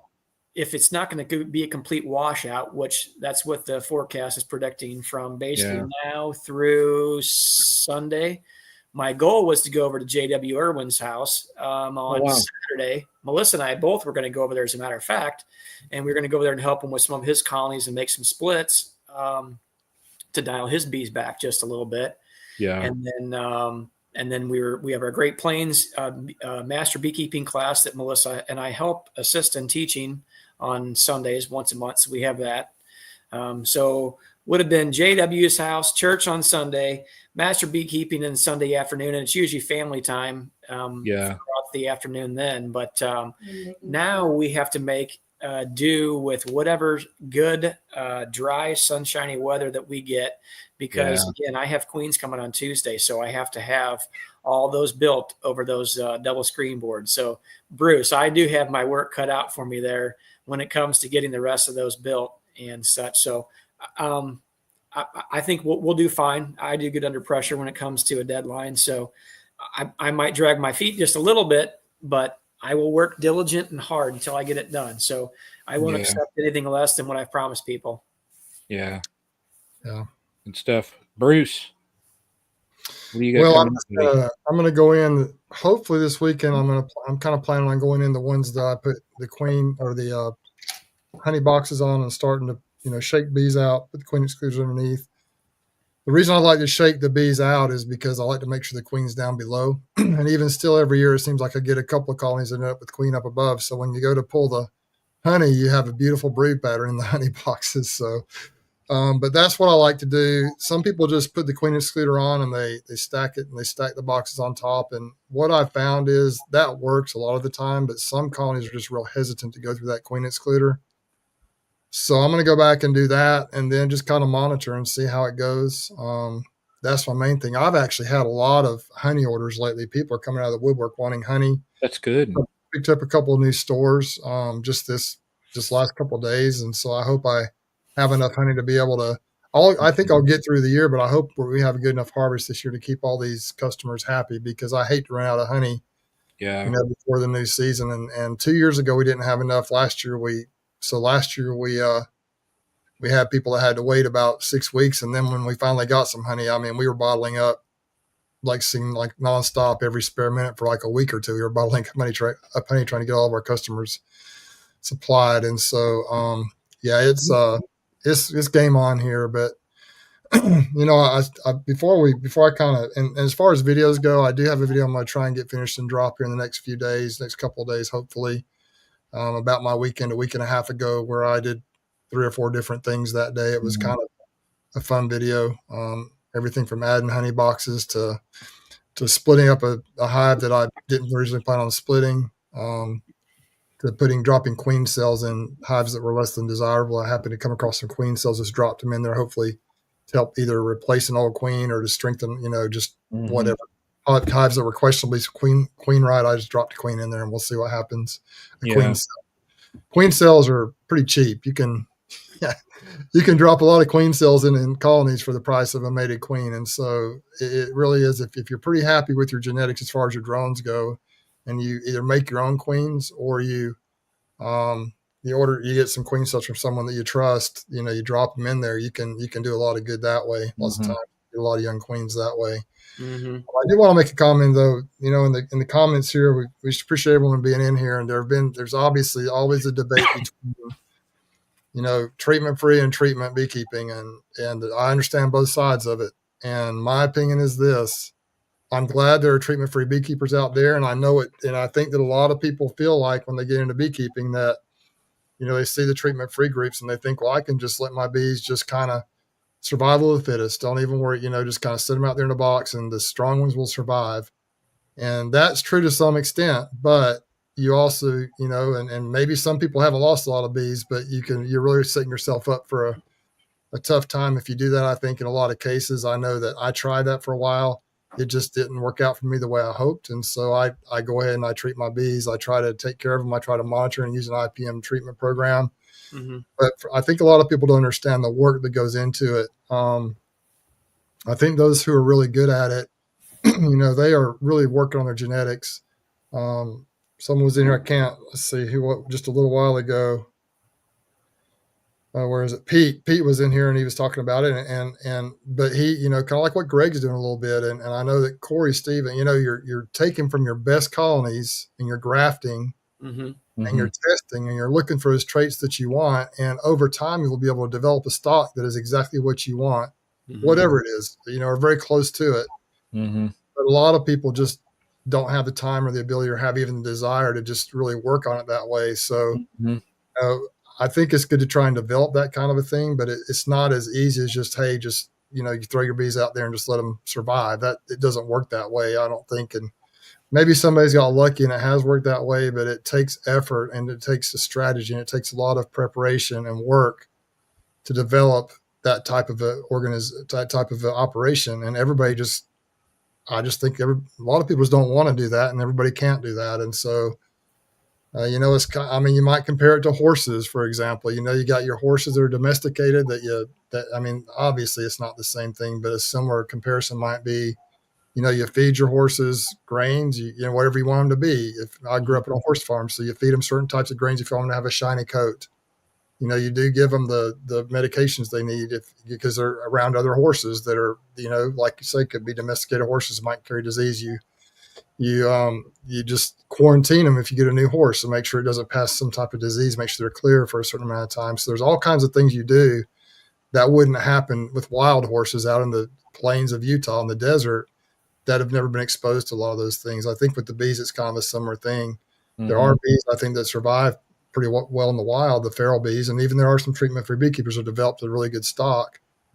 It's just very difficult for everyone to do that. And I think some people are setting yourself up for failure if you just hop on there and you think you're just going to stick them in a box and have them survive. So a little bit of a soapbox. I just see the last couple of weeks we've had some people getting pretty, and it's worked for them, obviously. And I think that's great. And maybe someday I'll be at that point. But right now, I just don't have the time to really work on that and to try and really develop my genetics. And so I think everyone needs to do what works best for them and respect what other people think. It's just, Pete says here, he comes back and says, it's not easy. It's not. I understand that, Pete. And that's what I'm trying to say. People say, just draft your own queens and get your own stock and pick from the best. Well, some people just, I've been doing this for 11 years. I've got a sideliner operation and I'm minding my bees all the time. And I still haven't gotten to the point where I feel confident doing that. I'm working on it a little bit. I'm working on raising some queens and hopefully I'll get better at it. But, it's a work in progress. I think that's the point we all need to take into effect. We've discussed it some tonight. We're all work in progress with what we're trying to do. And so we just gotta keep just working at it, and everybody look for your goals. And if that's the direction you want to go in the future, learn from people like Pete that are successful at it. And then maybe you can get there too, but don't just stick bees in a box and ignore them, expect them to survive. It doesn't work that way a lot of the time. Anyway, off the soapbox. I'm not trying to get too aggressive here, but I just want everyone to just respect each other and let's continue to build. And I think that's what people in the comments are doing here. And we appreciate having all you guys on here tonight. And thanks so much for joining us, Tom. Absolutely. Thank you guys for having me on. I appreciate the invite. Yeah. And before we hop off now, I'm not going to do the old outro like, Mr. Burns always does. He's the man of words, but just want to say thank you again to Pat, Bruce. Thank you much, buddy. And Mr. Brian Lee, it's for the bees, and he knows it's for quail feed. So I've got enough of those right now. But, me in the next little bit, next Tuesday, I will say I'm going to be on another live stream. It'll be with Terry on Katernik's Corner. He's a quail guy. And then he's been in some of the live chats, and he emailed me about a week or so ago and said, hey, he asked if I'd be interested in joining a live stream. He said there's a good portion of his viewers that are very interested in beekeeping or are starting out in beekeeping. And he said, do you want to join in and chat? I said, sure. So next Tuesday I'll be on there. I'll share the link out for that. So if anybody wants to get in and heckle me on that live stream, please do. So, but here with the bees, I mean, I really can't do much. I mean, literally every day for the next 7-day forecast, rain was every day here. And I think everybody knows about the Midwest and, all the storms going through there. So, please be safe. Those out there, be safe with that. But, I won't do much. I mean, our temps are not going to be favorable for doing anything in the bees. I do think, though, that after next Monday, Tuesday, when that little cold spell is going to hit here, I think then things are going to ramp up, and I'll probably get some syrup on my colonies then. I'll probably get the startings of like my pollen patties, things like that on. I didn't want to do it now just because it's like, I saw a handful of beetles. Bruce, I saw probably about 10 beetles across all 3 hives, and I consider that an infestation. So, but I didn't want to get that on there with the small numbers that I do have of beetles. I didn't want to put pollen on there and then end up in a cold spell and my bees are hunkering down, and then have the beetles have full access to the pollen patties. So, and then I didn't want to put syrup on because, well, we're going to have 2 days where it's, in the 20s. So you can't have syrup in buckets when it's 25 degrees outside. Yeah. So I'm kind of in like a holding pattern here, but it's been good. I'm actually welcoming that because the packages that I do have coming were delayed, I think like 2 weeks. And that is actually fine because by that point, I'm going to have my entire yard. If I had to do any stands, I need to redo 3 stands. So I've got enough time to get all equipment prepped. I'm going to wax some frames and do all that. So I'm welcoming this time where I only have 3 colonies because I'm using it as time where, well, I can fiddle with equipment. Mm-hmm. So that's important too. Yeah, it'll be good. And I do have a video that I've been trying to edit the last 2 days, but work has kept me busy. And I do talk about in the video, I talk about prepping for the season. So, but good stuff though. But like I said, appreciate everybody literally every week joining in and watching us. And Tom, I want to thank you again. So, and your lady there. Yeah, she's keeping me all squared up. I think she's got dinner ready for me, so I could probably open my mouth and put my foot in it now. There you go. There you go. Right. So, right. Yeah. Are we done? I think we are. I'm trying to take a stab at it. What are you going to do? Here we go. Remember to be the lighthouse and be the change you want to see in this world. How's that sound? I like it. But you didn't say thanks for watching. Thanks for watching. Thanks for watching, everybody. Good stuff. We'll see y'all next week. I got close. Hey, I like it, Bruce. You did well. All right.